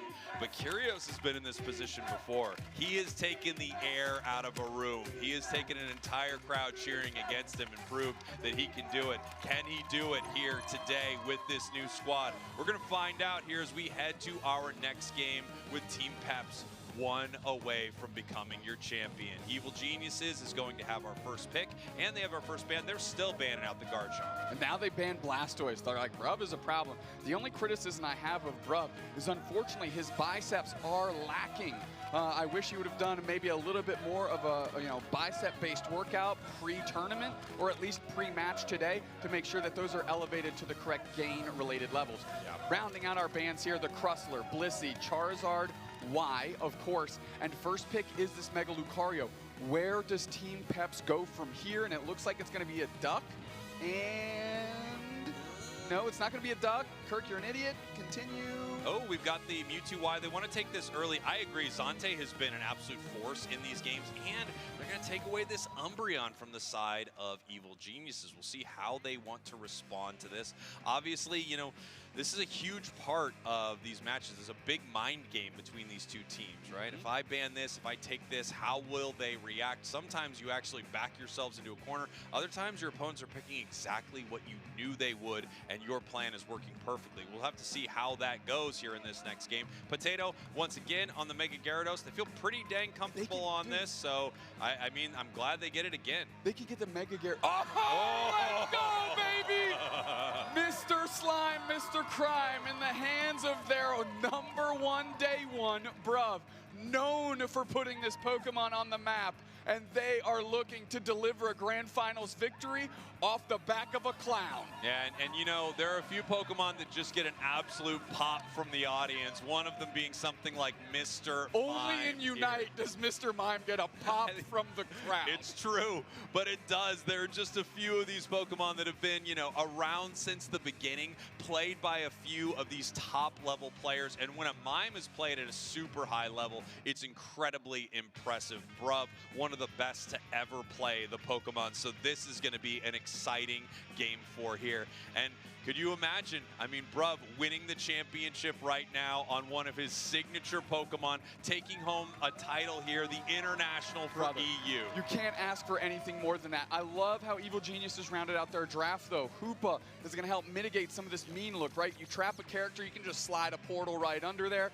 and make sure you get that character out of dodge before they can be knocked out. It's going to be a fun song and dance between the Hoopa portals, if that's the direction they go, and this Umbreon and Mr. Mime. Bruv going to be looking to fire out those psychic barriers, those walls, and deflect characters from EG from being able to reset. Yeah, I can tell you, Doobsnack, selfishly, I really want to see an Evil Genius win here. I want to see a Game 5. This has just been so good, but I know this audience and Team Peps, they want to see the win right here. They want to see them become the champions. As we're heading to game number 4 of our Grand Finals, Evil Geniuses, your purple team, Team Peps, your orange team.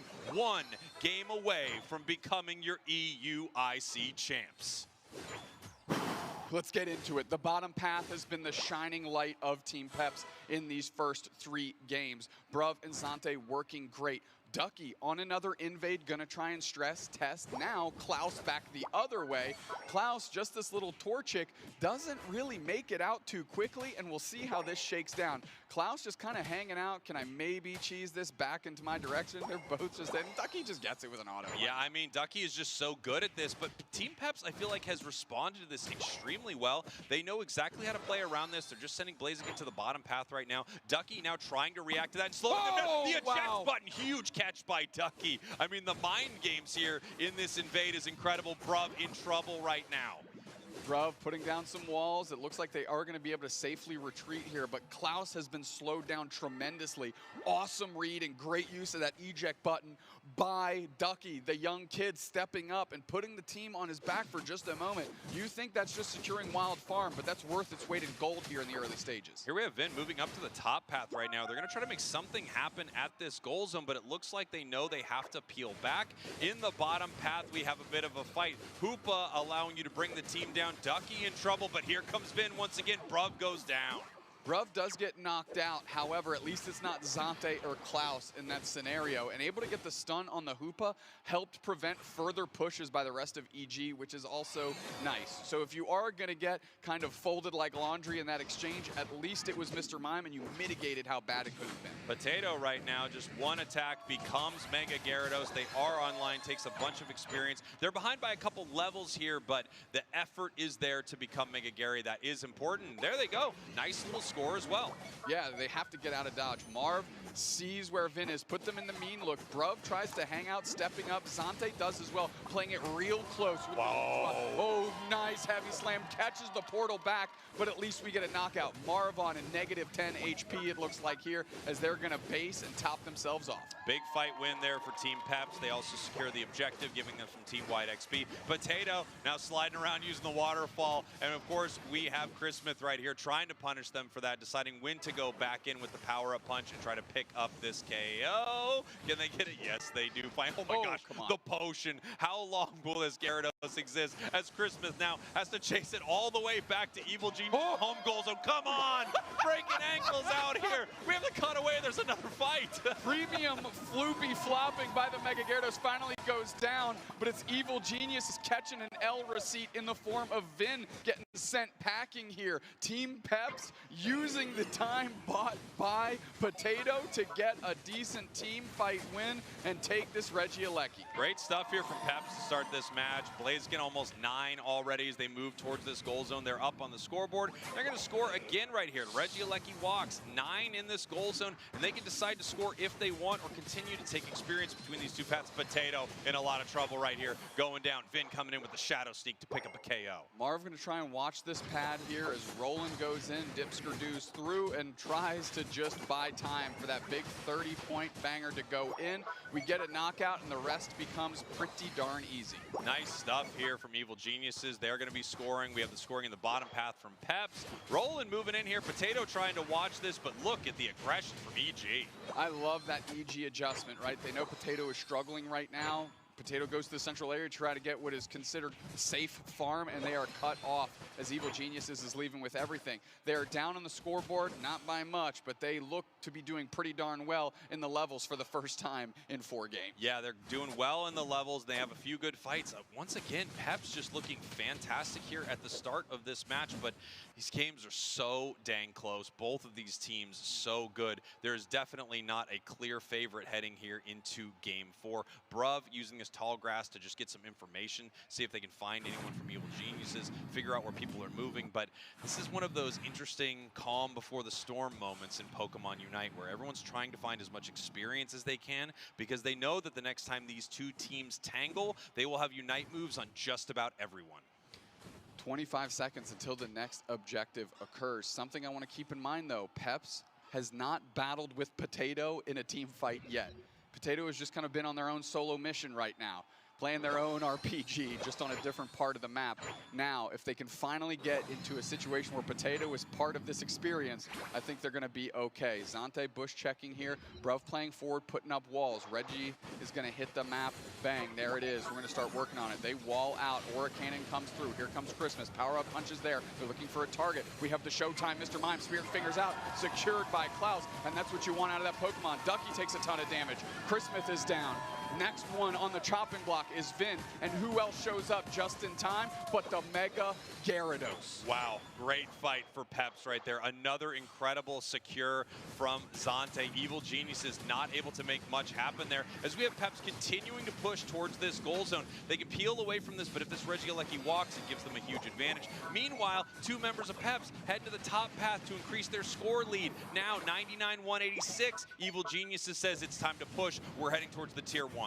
Yeah, I mean, it's going to be tough. You know, Zante in the face of 2. Vin going to score 18. Here comes Potato for the support. The block is down. They're scoring behind that big wall from Snorlax. Can they prevent the reset here? Power Nap is there, good enough to get Potato low, and Potato knocked out. Ducky with the heavy slam again. Marv puts Wish on themselves, and they're just scampering back. Wow. Wow, great scoring there, too, from Evil Geniuses with that 2, then the 40, now up 212-186. An incredible counterpunch from EG after an unfortunate fight at Regieleki. 3 minutes, 30 seconds on the clock. You can feel it here in the arena. I can feel it right now. It is so tense in this moment. Team Pep so close to becoming your champions, but Evil Geniuses in a great position here, now being up on score. We see them moving around the map, and everyone is just trying to make sure that they're as powerful as possible before they fight again. Curios looking for that all-important level 13 for Inteleon. Chris Smith, a little under-leveled here, only 11 for our Mega Lucario. Putting the pressure on, and look, they're trying to contest on the farm on the side of the map of Evil Geniuses, trying to keep their levels down. Team Pep's rotating back. 15 seconds until the next Regieleki. My heart is beating out of my chest. I'm not gonna lie, I'm so nervous and stressed for these teams. So much on the line. I'm glad we're not playing. We could not handle this at all. My hands are so just sweaty. Watching this, and I can barely handle it. Regieleki here. They're gonna give this up to Peps. Evil Geniuses position around the top path. It looks like they're ready for another kind of fight. They're just seeing what Peps is going to do. Aleki walking. 30 seconds now until this final fight could kick off in the center of our map. Again, EG slightly up, but it's so unbelievably close that you just got to acknowledge these two teams are dead even right now. Take a deep breath, my friends. Yeah. 15 seconds. What could be the last boss monster of this tournament. Bruv steps up, confused blast on Ducky. Heavy slam is through. Block is there. Bruv is isolated. Ejects back across here. 3 seconds. The fight dies down. The fight goes back in. Heavy slam on Klaus into the power nap. Showtime. Mr. Mime rings unbound. Roland is trying to isolate targets. Mega Gyarados has been used. Potato is trying to screen them out. There's the Aura Cannon. Christmas sees a target, and Potato is mashed. Kyogre getting chipped. A big stun on the backside catches a bunch. Now the retreat is there. Zante. The portal is down. Heavy slam. 2 players reset. Kyogre's being worked on by Vin. However, Klaus is still in the kitchen. They focus blast on top of Curios. Roland has no HP. Into the middle is Zante. Overheat is charged. Whoa! And it's secured by Roland. The Hoopa steps up and defies all odds. Now Klaus goes down, and Evil Geniuses in a position to take us to a game number 5. Unbelievable fight. I couldn't believe they kept hitting Kyogre with a full HP Blaziken right there, but they knew what they were doing. An absolute read. 480, 186. They're going to continue scoring. And look, I mean, I know I selfishly asked for it, but wow, a game 5 possibility here in our grand finals. This is absolutely insane.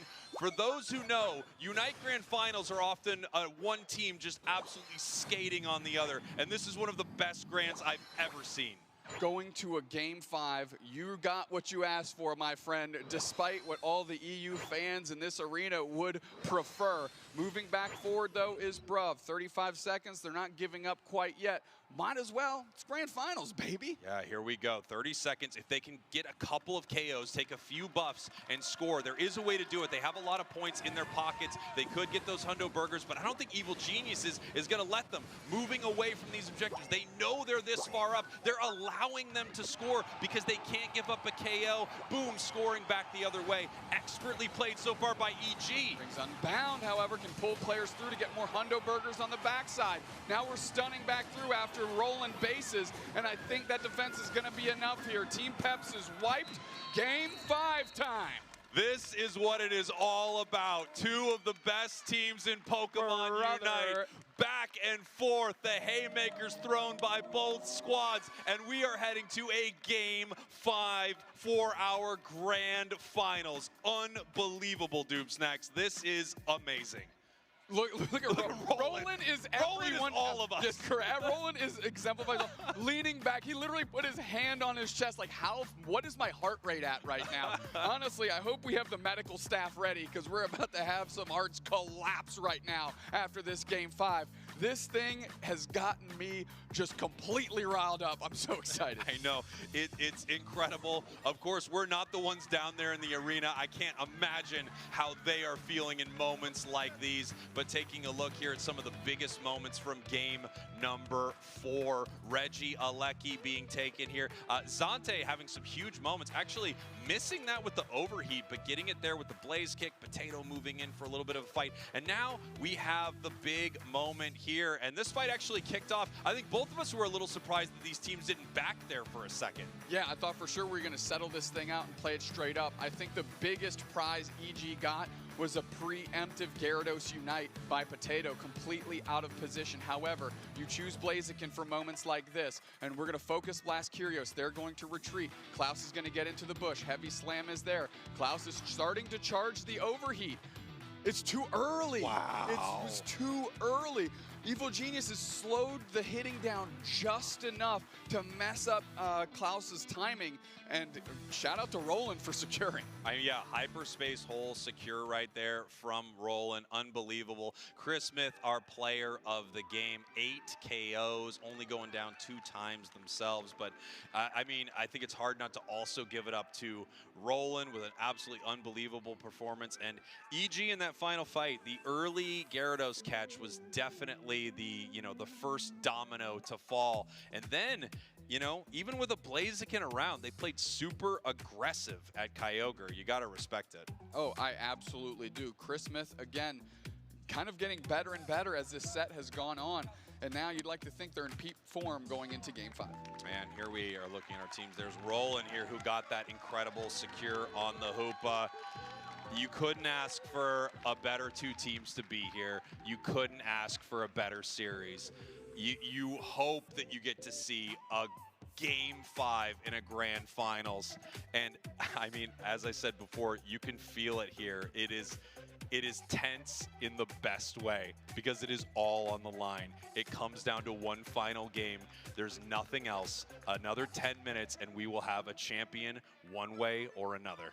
Like you just said, I am so glad I'm not playing. My palms are so sweaty, the controller would just be popping like palms sweaty, like mom spaghetti everywhere. But there is so much mom's-related spaghetti in the booth right now. We are nervous as can be, and like we said, we're not even gaming. I can't imagine what their heart rates are like on stage. It's true. Doomsnacks and I have thrown up on ourselves, covered in mom's spaghetti right here, but we've got it cleaned off just in time for this next match. Team Peps, Evil Geniuses, a best-of-5 grand finals, and you can hear the audience cheering, Spraggles and Doomsnacks, Spraggles and Doomsnacks. I love that. I had to turn up you and my headset because I couldn't hear you over the cheers, the Team Peps cheers that have just started.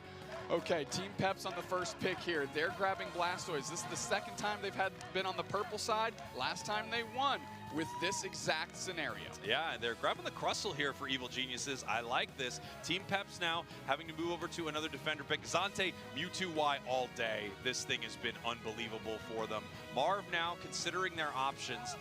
The Mamoswine's been legendary. We talked about it in the pre-show. We talked about it yesterday. Some absolutely heroic plays out of this Pokemon. We'll see what it looks like here in game number 5 of our grand finals. Vin grabbing the Zacian. Roland on the Hoopa seems pretty fair. Kind of a game-saving Pokemon. It does. It does. Klaus quickly locks in Blaziken, and Potato, page out of Mazzo's book, goes base mode Gyarados. This is really interesting from Potato. I mean, obviously these two Gyarados are extremely similar. One, however, can Mega. The other can have an extra item, can pick a different moveset, but many teams would prefer having the Mega on their side. Well, that's what Evil Geniuses have. Boy, it all comes down to this. These two squads having to lock in with everything on the line in one final match. You are looking at Team Peps here out of EU.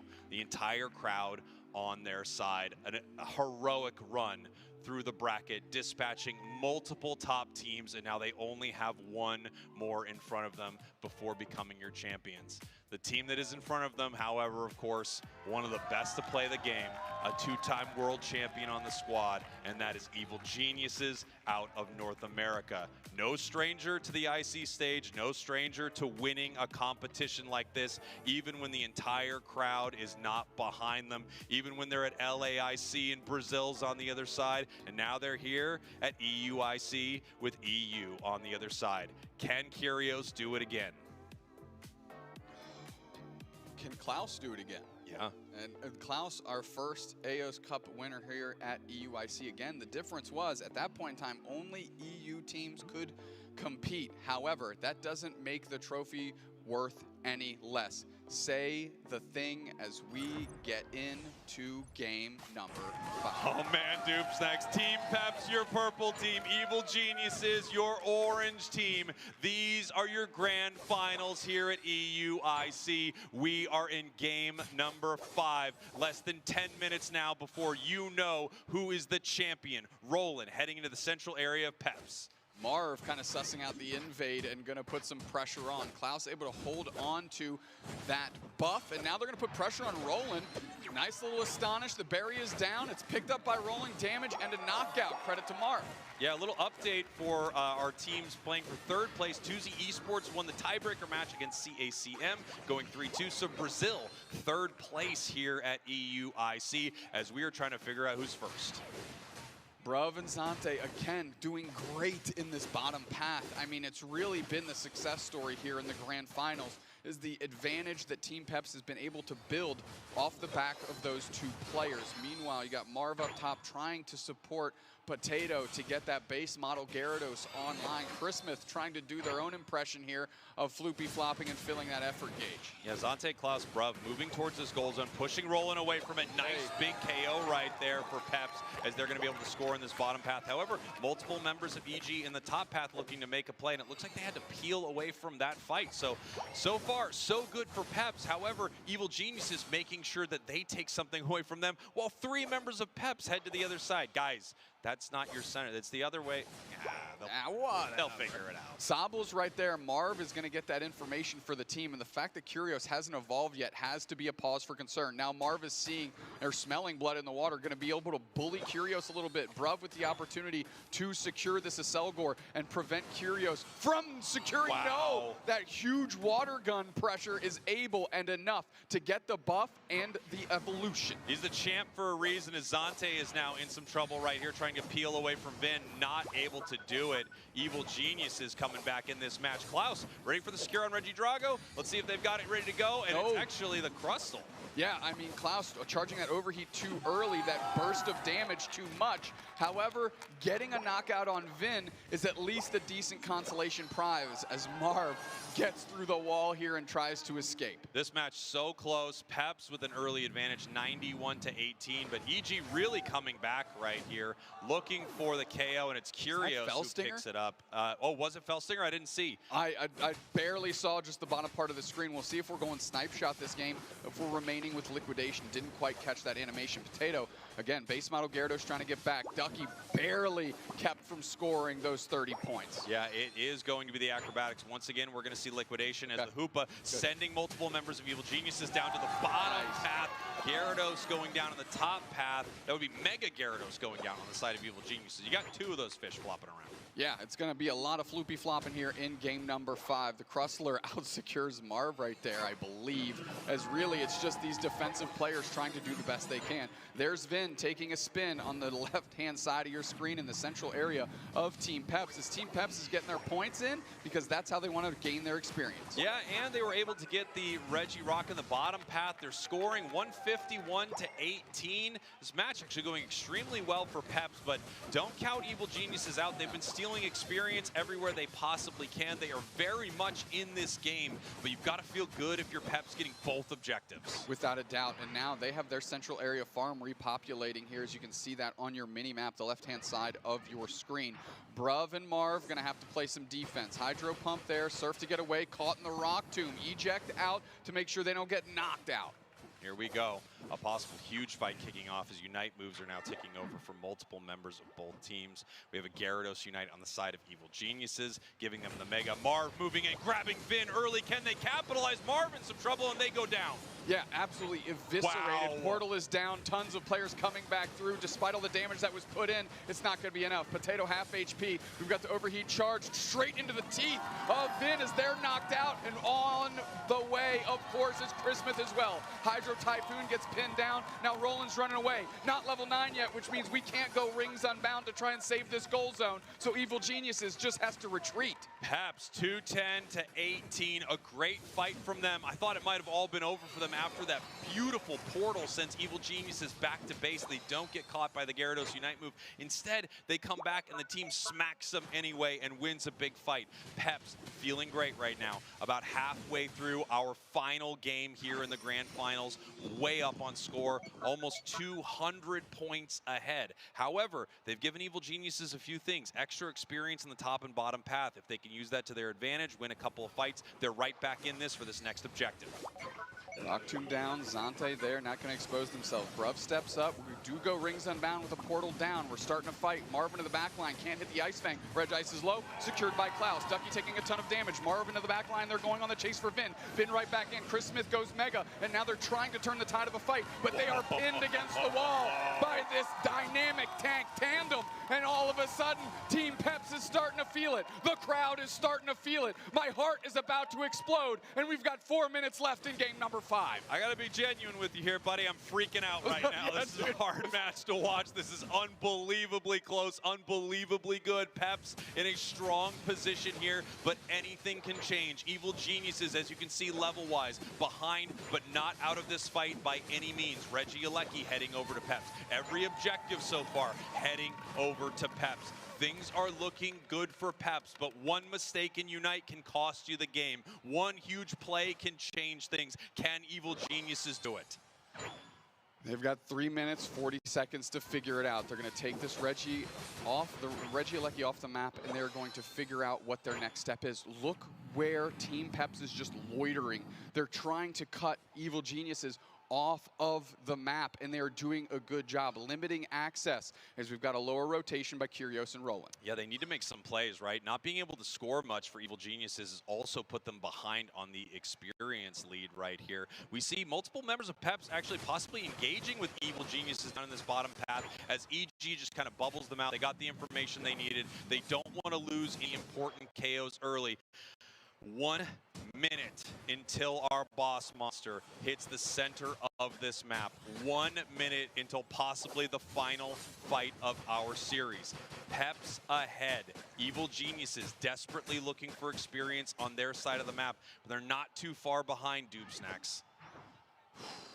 Another deep breath. We're putting the pressure onto this goal zone. Team Peps is focusing on this basement Reggie. They're going to get it for free. The counter scores are happening, but all they're trying to do is mitigate this score damage. Regirock is gone. Regirock down. Team Peps with a buff. Heading to this final fight. Marv looking for Ducky. Whoa, if they catch Ducky right here, they might move. 20 seconds left. Crustle will be back. They have Hoopa to bring them through. But what a nice way to start. Look at the positioning here from Peps. They are all over Evil Geniuses' side. Evil Geniuses can't really move in this pit.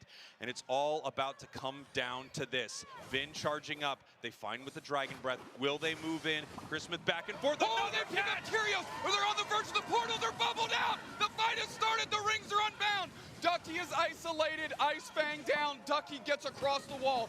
I can't believe they burned the Hoopa Unite. Look at this pivot into the middle. Kyogre is getting ripped. Here comes the Mega Gyarados. The Rock Tomb is down. Klaus is getting spacing. They're pivoting back. It was a bait. They're going after Evil Geniuses, but it's the Mammal that falls. Whoa! Evil Geniuses is down. Evil Geniuses. Evil Geniuses is eliminated. The light of Team Peps is cleansing the diabolical evil that is EG. Team Peps is going to complete the miracle run.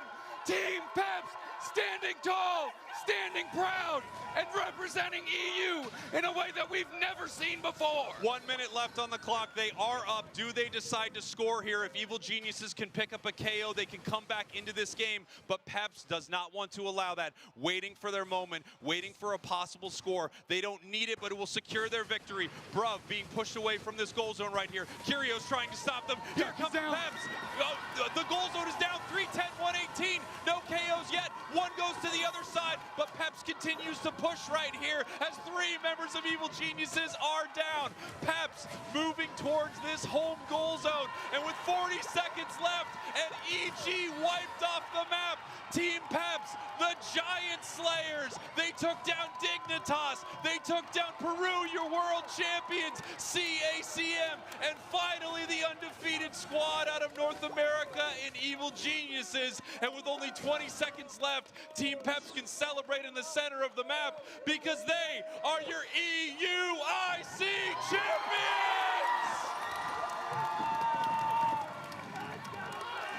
Holy smoke.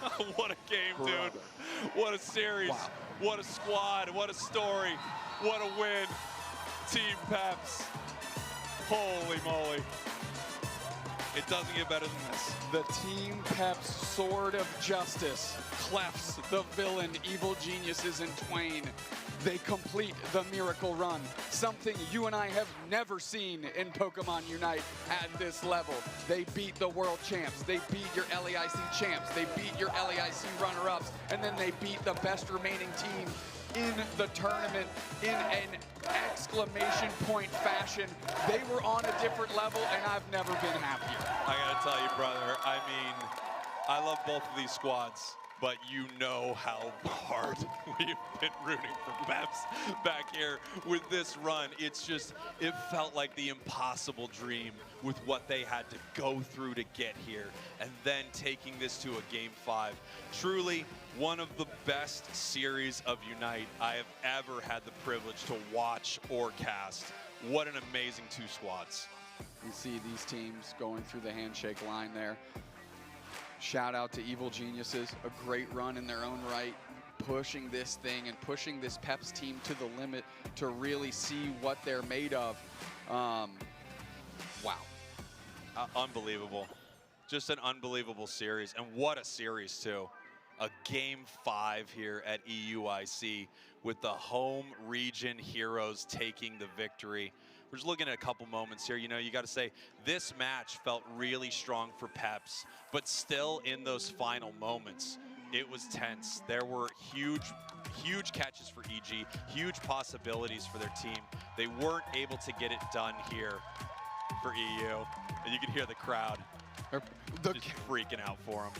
You felt the energy on the catch on Ducky here. I want to watch this final fight. It was crazy. Marv goes in, ejects, gets Kyrios out of the portal, bang, pushes them out. That might have been the play of the game here, making sure that Kyrios can't get free reign, can't reset. It forces out the rings unbound. Now the rip begins. And then all of a sudden, Evil Genius says, oh no, they're going for it. They have Blaziken. No, sir, we're going after the bodies because nothing that is this evil gets to remain intact in EU. They make Kyogre easy work after they made Evil Geniuses light work. I mean, you have to love it here. This is what you want from a grand finals. This is, I mean, especially when you're in, you know, a place where their home region team is competing, to feel that energy from the crowd, for Peps to feel that. I mean, this moment right here with 40 seconds left, with 20 seconds left here, they know they have it, and they just get to celebrate.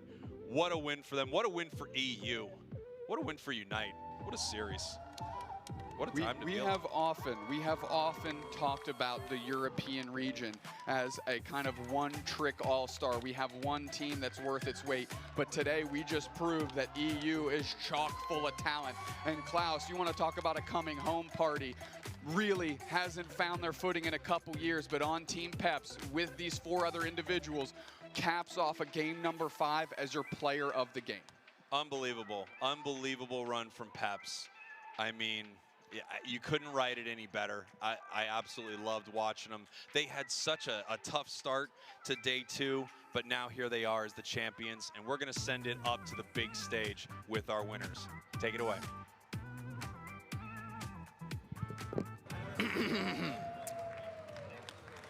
London, Excel Centre, Team Peps!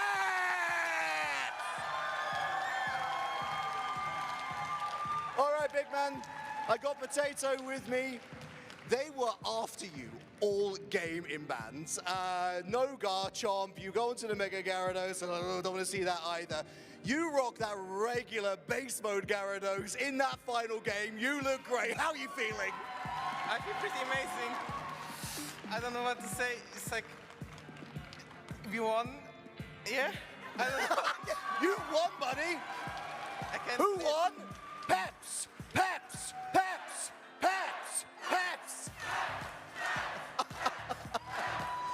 You have incredible teammates alongside you. Such great experience, so many memories from grassroots to this. But let me tell you right now, you are the first ever EU champions of an IC international competition.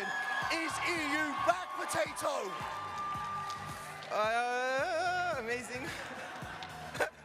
I don't know. You don't know? We'll take that as a yes!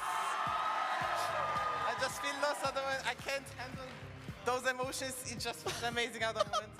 Bless you. Well, how about these for emotions? You and the lads, you're heading to San Francisco later in the year.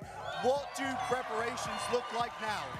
Okay, so basically, the way I felt like I just pick, I don't care, that's all. I just pick it. Whatever happens, happens, that's all. Enjoy so the just moment. picking my picks, that's all. Enjoy the moment. Hey guys, let's give it up one more time. These guys deserve it. Celebrations, please, for Team Peps!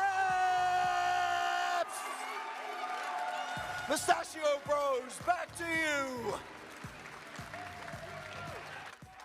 Thank you very much, Relic. What an incredible story. What an incredible run. Team Peps absolutely crushing it here. And maybe also the line of the tournament there for Relic, which is, I'll take that as a yes! And the crowd, Yeah, you will. I haven't seen a crowd pop like that since Free Hot Dogs. Free Hot Dog was big, but I'll take that as a yes. Maybe even bigger, as we just got to see Peps. Soon they will be crowned your EUIC champions, which of course means they are getting that first spot to Worlds. The one team we know will show up in San Francisco, of course, will be Team Peps. I cannot be happy right now. That was awesome. Yeah. I mean, to have a team go this deep into the tournament, really just completely destroying expectations, and you see it here. Team Pep starting off the day with a game loss. Got to mention it against the world champs. 2-0, why not? Yeah. Move on to Root Dig, LAIC champions. 2-1, why not? Let's get to the semifinals. CACM, LAIC runner-ups. 3-1, why not? And in the grand finals, absolutely pushed to the limit, but Team Peps has enough in the tank, and they are able to spike this one down on their home turf. You love to see it. Team Peps 3-2 over Evil Geniuses, a best-of-5 grand finals with the home region team making a legendary run. You couldn't write it better. We couldn't wish for a better story. These are the kinds of games and matches that you pray for here in Unite.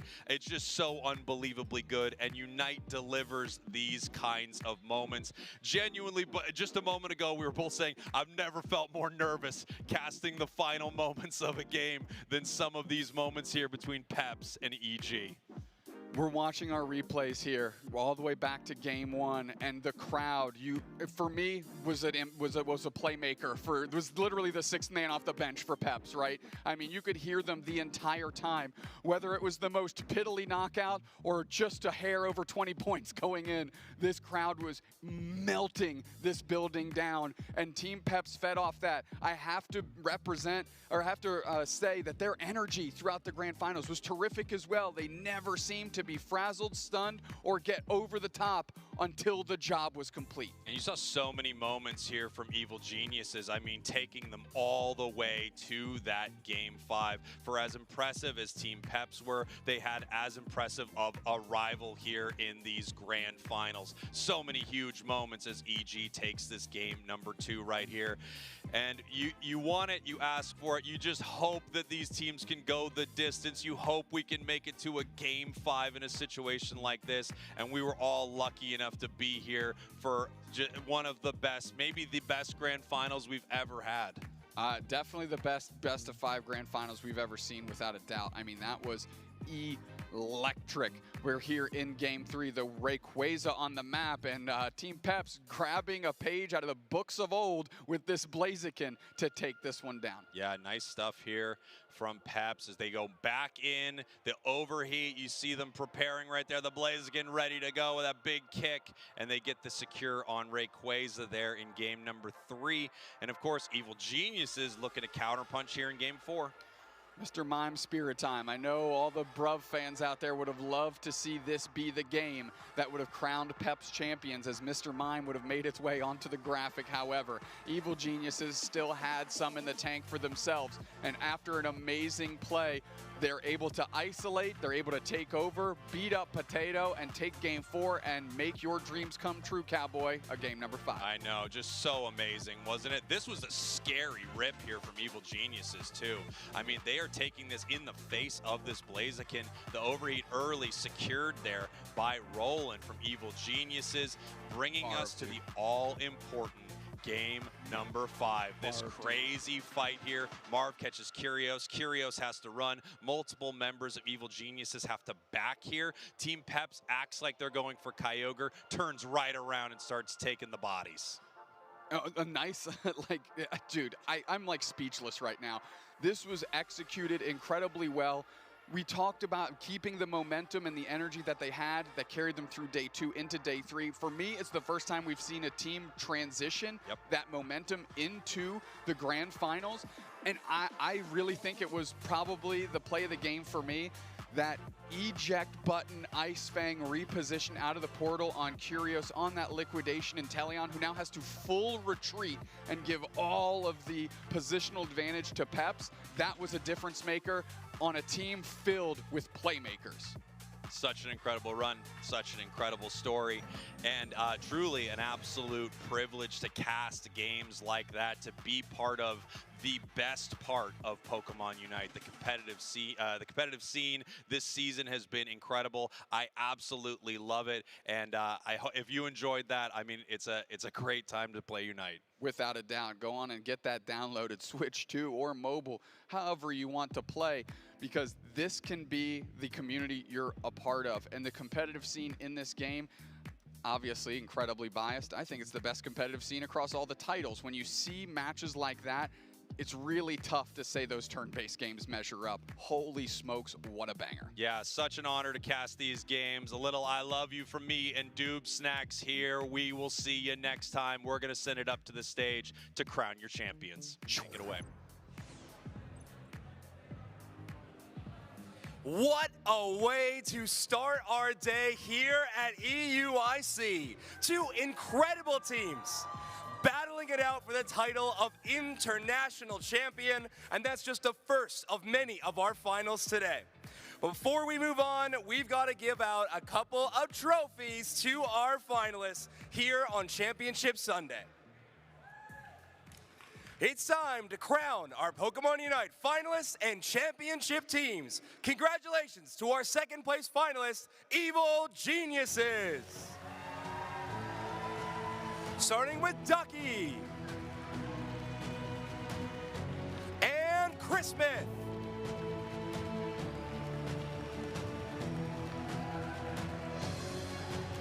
Give it up for Finn.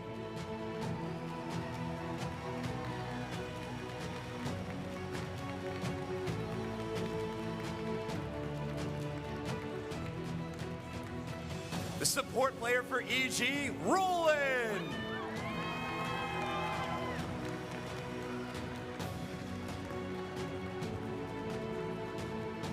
And Kyrios.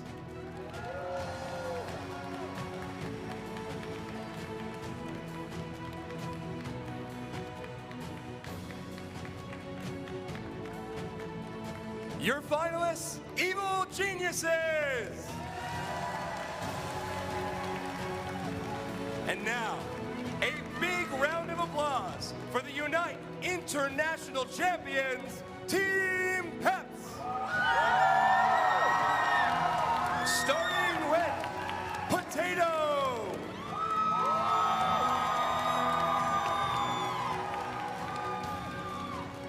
Marv.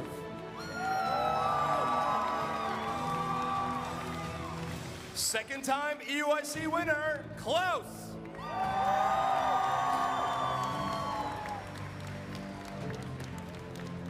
Zante.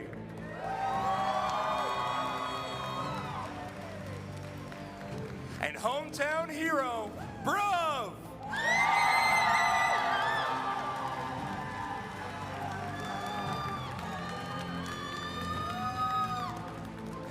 Team Peps.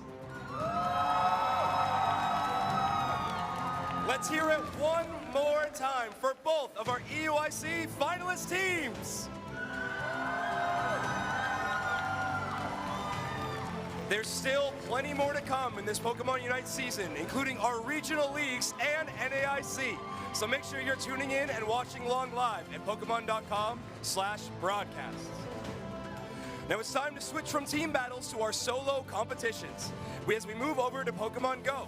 They've also been battling through their bracket all day. We're down to our final 3 competitors. So, here to take you through all things technical and tactical, it's Inadequates and Marcel Golden. Reagindo, que ficou em segundo.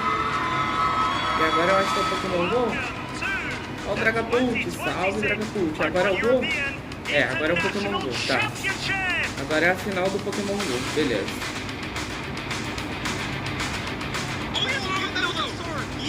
The trainer from Japan, he wins his first round. Still have 2 attacks here, Beedrill. Bye-bye. This is huge for Alan and devastating. Cara, eu vivi pra ver um Dunsparce. Knockout. Down goes the Dunsparce. In comes the Eu vivi pra ver um Seeking com um Dunsparce em finais de Pokémon Go. Vocês têm noção disso? Dunsparce e Seeking. O peixe mais esquecido que tudo.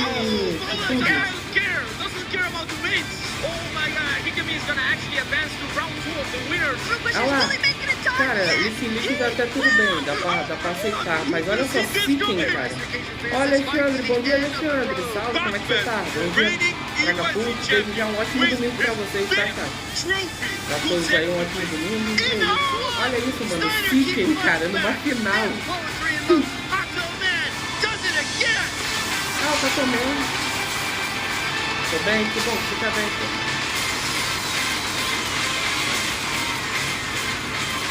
Campeão internacional de Unite, sem querer falar nada, mas ser campeão de um jogo sem vergonha. Ô, Dragapult, tu sabe que os jogadores eles são beneficiados, né? Diferente do público, os jogadores eles recebem coisas antecipadas, né? Tu sabe disso. Em Brasil dormir e meu celular tá muito bloqueado. Championship Sunday, and if that video didn't get you hyped up, I don't know what can. Que é isso, Alexandre? Não viram nada, pô. Se você é um homem que não tem nada a esconder, você não precisa se preocupar. Let's take a look how far we've gotten here. In the winner's side, we have Colin 6 versus Hikami, a trainer from the Netherlands versus a trainer from France. And the winner of this match is the winner's finals, will advance to the grand finals. The loser of this match will move on to the loser's side of the bracket, where Bob's going to be waiting. Yeah, and look at the trainers Colin 6 took down to get here blissfully. Kingo G por and que Rise tem Location finals that e look grand unstoppable. finals? And down at the bottom of the São bracket, divididos em dois Hikami jogos, é taking isso? down Galaxico Eu não Bolt, entendo Paul Lasha, Pokémon GO, in então. great shape, and Steiner, 11 E favorite. a Let's take a look at the Winners lose side of bracket. the bracket. Batman, Yeah. I believe, has won porque tem a 12 loser matches bracket. in a Tá, row after entendi, dropping entendi. early on day Tem one nada pra to get esconder, não. here. Só a minha He galeria was tem like, mais fotos I minhas. have to win Nada another de final trophy. que I'm on a isso. streak here. Tem He's mais, won 4 tem trophies mais in a um row night. at Não, on the big stage, international championships and o second at Dragapult. Worlds. This is his 5th actually, so Ali, ó. that is insane. Porque pelo que eu entendi, é tipo uma melhor de são, eu acho que são duas melhores de 5, se eu não me engano, ou duas melhores de 3, é alguma coisa assim. Você joga uma melhor de 3, beleza. Tá. 1-0 pra você. Se você ganhar outra melhor de 3, 2-0 pra você. Se o cara empatar, você tem uma terceira. Se eu não me engano, é isso.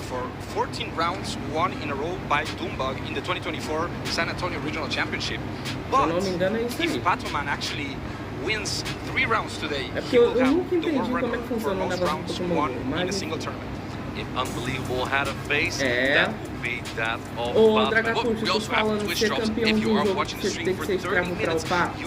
Assim, só pra te falar, os jogadores, os pro players de Unite, quer dizer, eu não posso falar pelos pro players de Unite, mas o de LoL, por exemplo, que eu conheço, os pro players recebem o campeão e as skins. O cara não precisa gastar R$1 se ele quiser. Entendeu? Só se ele tiver uma conta fora a conta que ele usa pra jogar nos campeonatos, entendeu? Aí sim ele gasta, mas fora isso a dele ele já recebe tudo de graça. Acredito que no Unite também seja assim, entendeu? Por exemplo, saiu o Mega, tá tendo, eu fui entrar agora há pouco pra ver como é que tava all of these competitors have already secured at least $2,000 next to their trophy as well. O emblema, né, do Internacional, do Wiki, do Unite, tava o Surfet, tá tendo o evento do Surfet. Provavelmente ele já tem o Surfet já na conta dele, entendeu?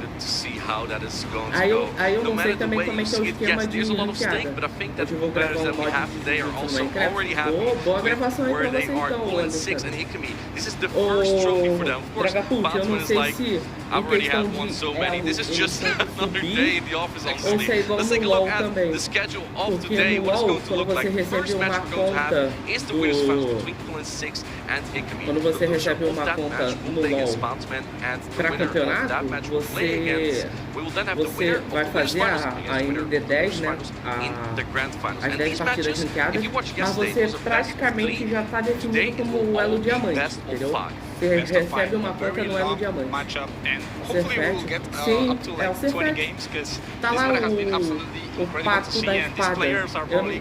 Eu olhei assim e eu falei, será que compensa trazer... Será que compensa trazer o evento? Não sei. Não sei se compensa voltar a jogar. Não sei. Eu fiquei na dúvida. Chat, bebam água, não esqueçam de se hidratar, beleza? Daqui a pouco eu vou. São 7h53, daqui a pouco eu vou pegar um cafezinho ali pra mim. Eu não comi nada até agora. Não, pra não dizer que eu não comi nada, eu comi um pão que tinha aí e eu acabei de ir lá comprar pão. But there's a lot of flexibility that these competitors are going to show us today in these kind of matches. Yeah, I would even say there's only one Pokemon that has been successful at the OGL meta. That is eu aprendi uma coisa nessa vida. Are just completely new.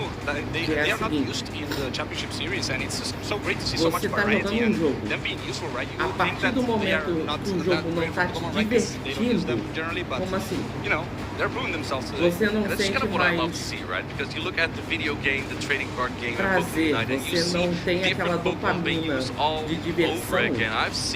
Você para de jogar aquilo ali e numa outra ocasião, se você quiser ver como o jogo tá, você joga.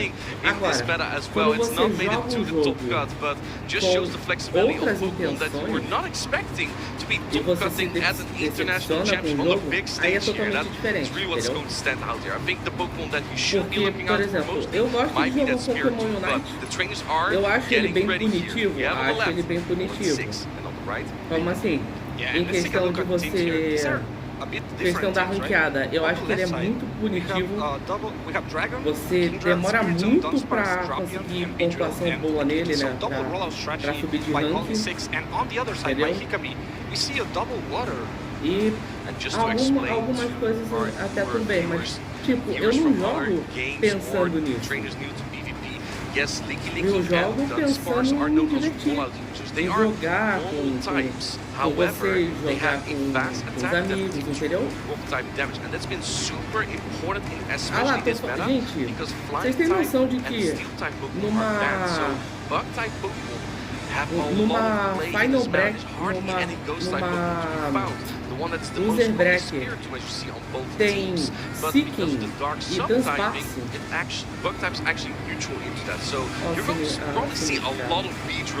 Não, Apoteguest, né? A do Bully de chá é Apoteguest, né? O Dragapult. Cara, Seeking, eu Here we go. We have that Shadow Beetle on the left side. We have Milotic on the right side. Milotic has access to a Dragon type fast attack, actually making it a pretty good counter to Kingdra, for example. Thing is, Milotic is very safe in 1-6 because in this meta there's hardly any grass or electric type Pokemon. So there's just about nothing that is super effective against Milotic. But Beedrill has a fast attack that does a lot. So you just see Colin 6 tapping, and you see the HP of that Milotic just chugging away. Yeah, we see Colin deve estar muito forte esse negócio, né? And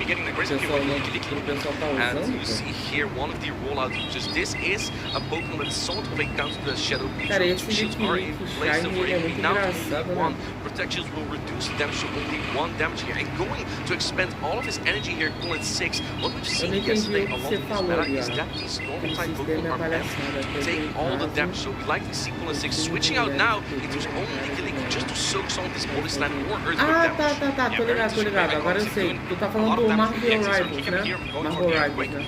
Colin 6's Lickilicky is very healthy yet. Eu acho que você tá falando do Marvel Rivals, né? But it will do more damage than body slam. Yeah, we see Colin 6 just farming up more energy here. This is a charge stack 30 type that means that both Pokemon threw that charge stack at the same time, but the Pokemon with the higher attack stat actually wins that. So it's going first here. No, he waited turn. Colin 6 is known to do this because he doesn't want it to come into catch, but it didn't work for him. He didn't get the rollout. Do cara, do namorado de uma delas, que foi idiota. Yes, it does, and Colin 6 has energy to spare, but look on the side, he still has a protection. O cara que foi idiota, né? O namorado de uma delas ali que foi idiota. Use a lot of the spirit. Do you know should this earthquake? This will do a lot of damage. Yes, we see the protection coming up from Hikami. This is a huge shield by Hikami, and this Spiritomb is ramping up energy, but Colin 6 doesn't let him provavelmente nunca mais vão ser... The Spirit only see the catch attempt there from Hikami. He stored a charge stack, a very important detail, and Colin 6 is counting the fast spur. He knows that it takes 3 Dragon Tail from Milotic to get to the Aqua Tail. This Drillon will actually barely go out as Milotic is quite bulky, but this attack is very good. Yeah, but Dunsparce can take this easily, and the timer is almost coming up, so watch out for a timer for Colin 6. Can he get out of here? No, he needs to throw a charge stack to the late timer. Walton drops the attack of Dunsparce. Provavelmente, já tô avisando você, mas deve ficar aí um salvo na live. Vamos lá. Se tudo der certo, amanhã a gente continua a fase da... do Iris, né? Colin 6 comes in with the Shadow Beetle. Hikami predicts it. Lightning speed reflexes, but Spiritomb is at such low health. What a prediction by Hikami, but I don't know if he can win this game. There's 1 HP in that Spiritomb, that is 2 Pokemon left, and Dunsparce goes for the rollout and takes game 1. Aí o que eu vou fazer? Eu vou jogar Zelda e vou fazer o Dragapult. Eu não sei se eu falei ontem pra tu. Eu não sei se eu falei ontem pra tu, se você chegou a ver aqui na live, mas eu tô... Pô, agora que vai aparecer, depois que já teve o primeiro jogo, caramba. Que isso, ô bastidores da Pokémon Company, ó. Eles são podres pra caramba, hein? Tô mostrando só agora, pô. Mas enfim, continuando. this is his first trophy ever não sei se você chegou a ver o Dragapult, eu postei na comunidade também, que eu vou voltar a jogar o Pokémon Emerald, que eu vou fazer a Batalha da Fronteira. Então, mas também só assim já tá acordado essa hora. Tirando eu que estou acordado por livre espontânea força de pressão, os caras devem estar virado no Red Bull ou em outras coisas aí, sei lá.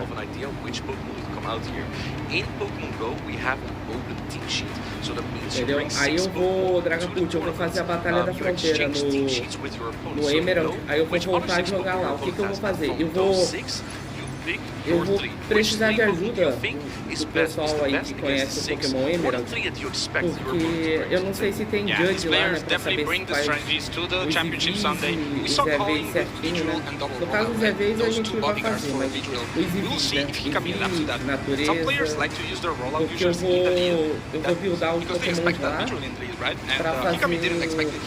pra usar na Batalha da Fronteira, entendeu? Aí eu vou montar um time lá do zero pra jogar a Batalha da Fronteira. Aí eu botei inclusive essa votação na comunidade, o pessoal curtiu pra caramba, a maioria do pessoal curtiu e aprovou. É a Batalha da Fronteira. It has Body Slam, which doesn't take a lot of energy to get to. We're gonna find out in game number 2. Is your prediction right? We're going to see a Spiritomb mirror two of these spooky ghosts facing off against each other. Yeah, and it's gonna be very important which Pokemon they powered up here, because if they have a higher attack, they're gonna win the charge attack priority type, and that makes this matchup much better. That's what I talked about earlier when it actually didn't happen. This time it did happen. Spiritomb from Hikami, it looks like, has a higher attack, and I know from Colin 6 that he also has a Spiritomb with a pretty decent attack, so that means that Hikami may have brought or prepared a Spiritomb for a special this tournament, just to win this particular moment. Getting to throw the charge attack first against Colin Spiritomb. That's how you switch here, but look at the HP of the Spiritomb. They're both getting burned up here, so even if Hikami wins here, actually going for a switch. We see a catch here. Hikami, keep in mind, now has a charge attack reserved. You keep the energy from a Pokemon that you have swapped out, and this is what I said before. Licky is just there to support you. The thing is, always debuffs the attack of the opponent, so the Licky from Hikami will now deal less damage than normal. Yeah, that was a great catch, but this is a mistake by Hikami. The attack is lower, and this is not gonna do like 50% of Licky's HP.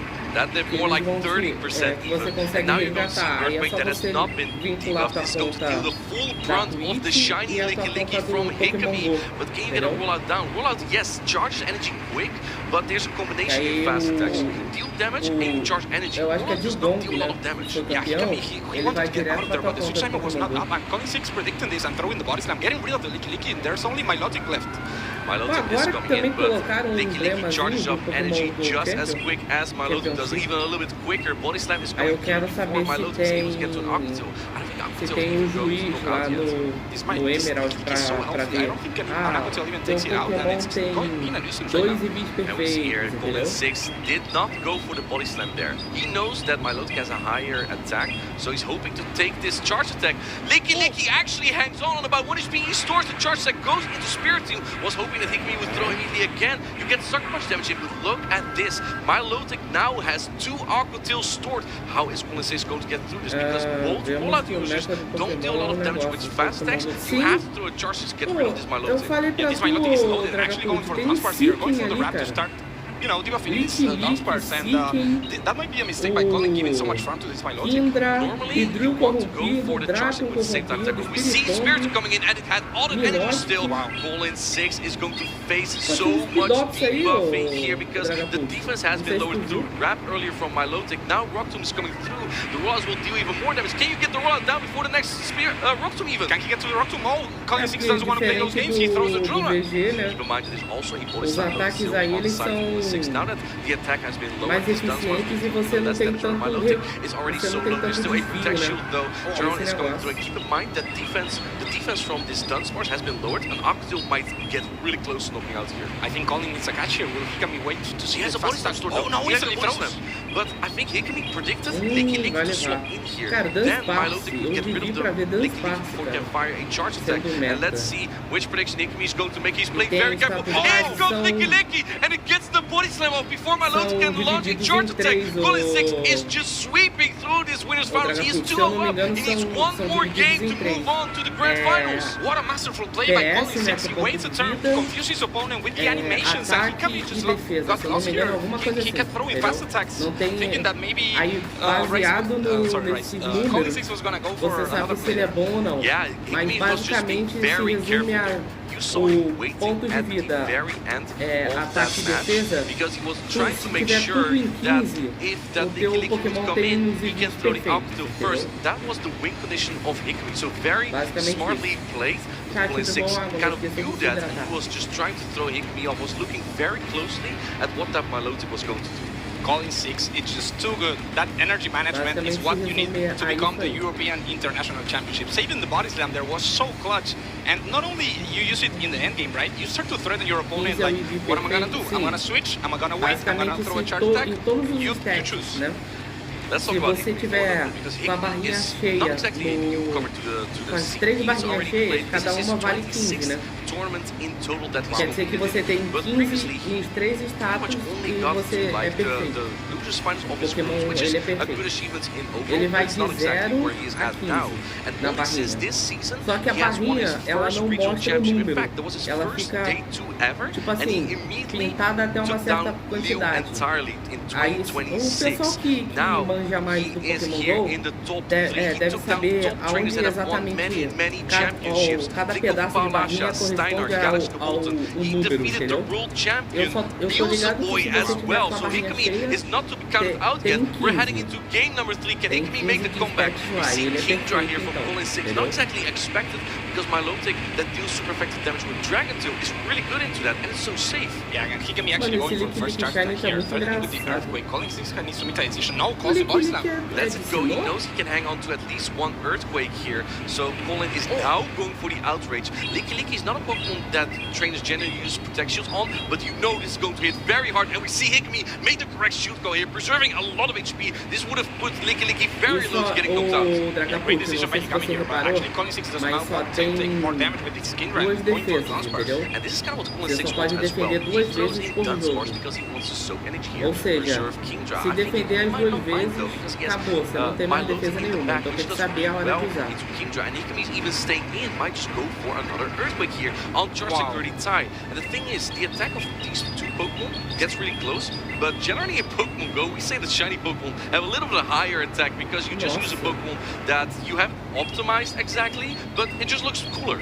Yeah, he definitely had some intel there, but how are we going to tank the energy of these Dunsparce? Licky is getting very low to stay here and go for a body slam. I think Hikami is going for it. Hikami is getting everything out of this Licky. Colin 6 does not mind. He is down 1.5 Pokemon here as Kingdra has energy loaded, but also in the yellow moon comes Spirit to keep in mind that Colin 6 has a shield advantage here. This is actually a very tricky situation for Hikami because I think he's trying to preserve Milotic for Kingdra. So he has to come in with his own Spirit here. Yeah, this is perfect. This is what you do because Colin 6 has 2 shields, but look at the Sucker Punch damage. The Spirit has lost half of his HP. Sucker Punch is one of the strongest fast attacks here. We see Shadow Ball, not Rock 2 coming in. This is the same type attack mode has been buffed this season. Will do a lot of damage, and Hikami calls it. He shields the attack. This would have knocked out Spirit 2. Excellent play from Hikami. It's a great shield, but this is a mistake by Colin 6. You want to debuff the attack of the Sucker Punch and Rock 2 coming in. You have to use a shield. You have to use protection against Colin 6, and it was no coincidence that Hikami threw his charge like 1 before. Oh my goodness, this is going to deal a lot of damage. It is debuffed, but Shadow Ball is known for hitting extremely hard. Predicted the switch, but the Dragon Tail comes in. And what do you do now? Do you swap the Kingdra? Yes, but it has so much energy. Can Kingdra get to an out of range? Yes, to get to the Aqua, but keep in mind the typings here. Kingdra double resist, water, and Colin 6 doesn't even shield. What are you going to shield in the rest of the game? This Kingdra has 12 tasks to do. Go for the outrage, and this is going to take out the Milotic, but there's still Spiritomb in the back. Outrage hits extremely hard. Spiritomb doesn't really have a lot of health, but neither does Kingdra. Can you get a Sucker Punch down on both Pokemon? Spiritomb does have a lot of health. Let's see. It does. Who has more HP here? think he got the rock tomb. Goes for the rock tomb. He's coming back in this game. He's trying to reduce the damage taken from the opposing Spirit Tomb Sucker Punch. Here's the thing though, with that Sucker Punch went through from Colin 6, who gets the Sucker Punch down, getting close, and it's looking like Colin 6 survives with 1 HP. That is a full 3-0 sweep, 1 HP energy for Colin 6 as he gets on the fist bump. Colin 6 is a trainer who usually doesn't show a lot of emotion during the games, but this is where he pops up, and he knows it's Colin 6 going to the grand finals. I told you, my friends. I knew exactly how this was going to go. Hikami brought all the Pokemon that Colin 6 predicted, and yet it was no issue. This is such an important moment for Colin 6, right? He didn't have a trophy going into this tournament. He got his first trophy yesterday, and now he's advancing to the finals. He's got the Cura top 2, and he's looking very dominant. He doesn't drop a single game yet. Didn't have any trophy yet so far, and it was bugging him. I know Colin 6, right? I'm also from Netherlands. He is from the Netherlands. We talk now and then, and Colin 6, it was bugging him that he hadn't won a regional championship last season. Most trainers don't even get that far even, because you have to be good. You have to know the mechanics of this game that well. And Colin 6, he's so happy to finally get there because it's been so long. He got a second place at Stuttgart earlier this season, and this was his moment. Shadow Ball. Não é o tipo de coisa que você curte, entendeu? Porque se você for ver ali, tem muita gente que gosta. Entendeu? Tem gente que vibrou ali, o cara vibrou pra caramba, entendeu? Então assim, é questão de gosto, entendeu? É muita questão de gosto. Lembrando o chat que provavelmente depois daqui a gente ainda tá tendo essa primeira final aí, vai ter mais uma, né? Pra ver quem vai disputar a final mesmo, né? Porque essa é a loser bracket, se eu não me engano, né? A chave perdedora. E aí quem ganhar da chave perdedora sobe pra ir pra final, com um cara que já tá esperando lá, eu acho. Entendeu? Eu acho que já tá esperando lá o cara. E aí a gente vai ver quem vai ser o campeão e quem vai ser o vice-campeão. Lembrando que todos os pontos que são usados aqui, o do campeão, um deles é escolhido para ser o que você vai receber quando tiver outros internacionais, entendeu? Por exemplo, a gente teve o Laik, e aí teve o Laik, eu acho que foi o primeiro, né? Eu acho que não teve. Aí o Ewiki, o japonês que ganhou, o Taifuzil de Risui foi o dele que foi distribuído, entendeu? Aí assim, aqui também no gol, no caso, foi o Dilgong de alguém, entendeu? Aí isso, no Laik teve a Farigiraf, exatamente. Que foi a do Naik do ano passado, né, Dragapult, se eu não me engano. Entendeu? Aí então, quem for campeão daí, eu acho que tirando o Pokémon Unite, os outros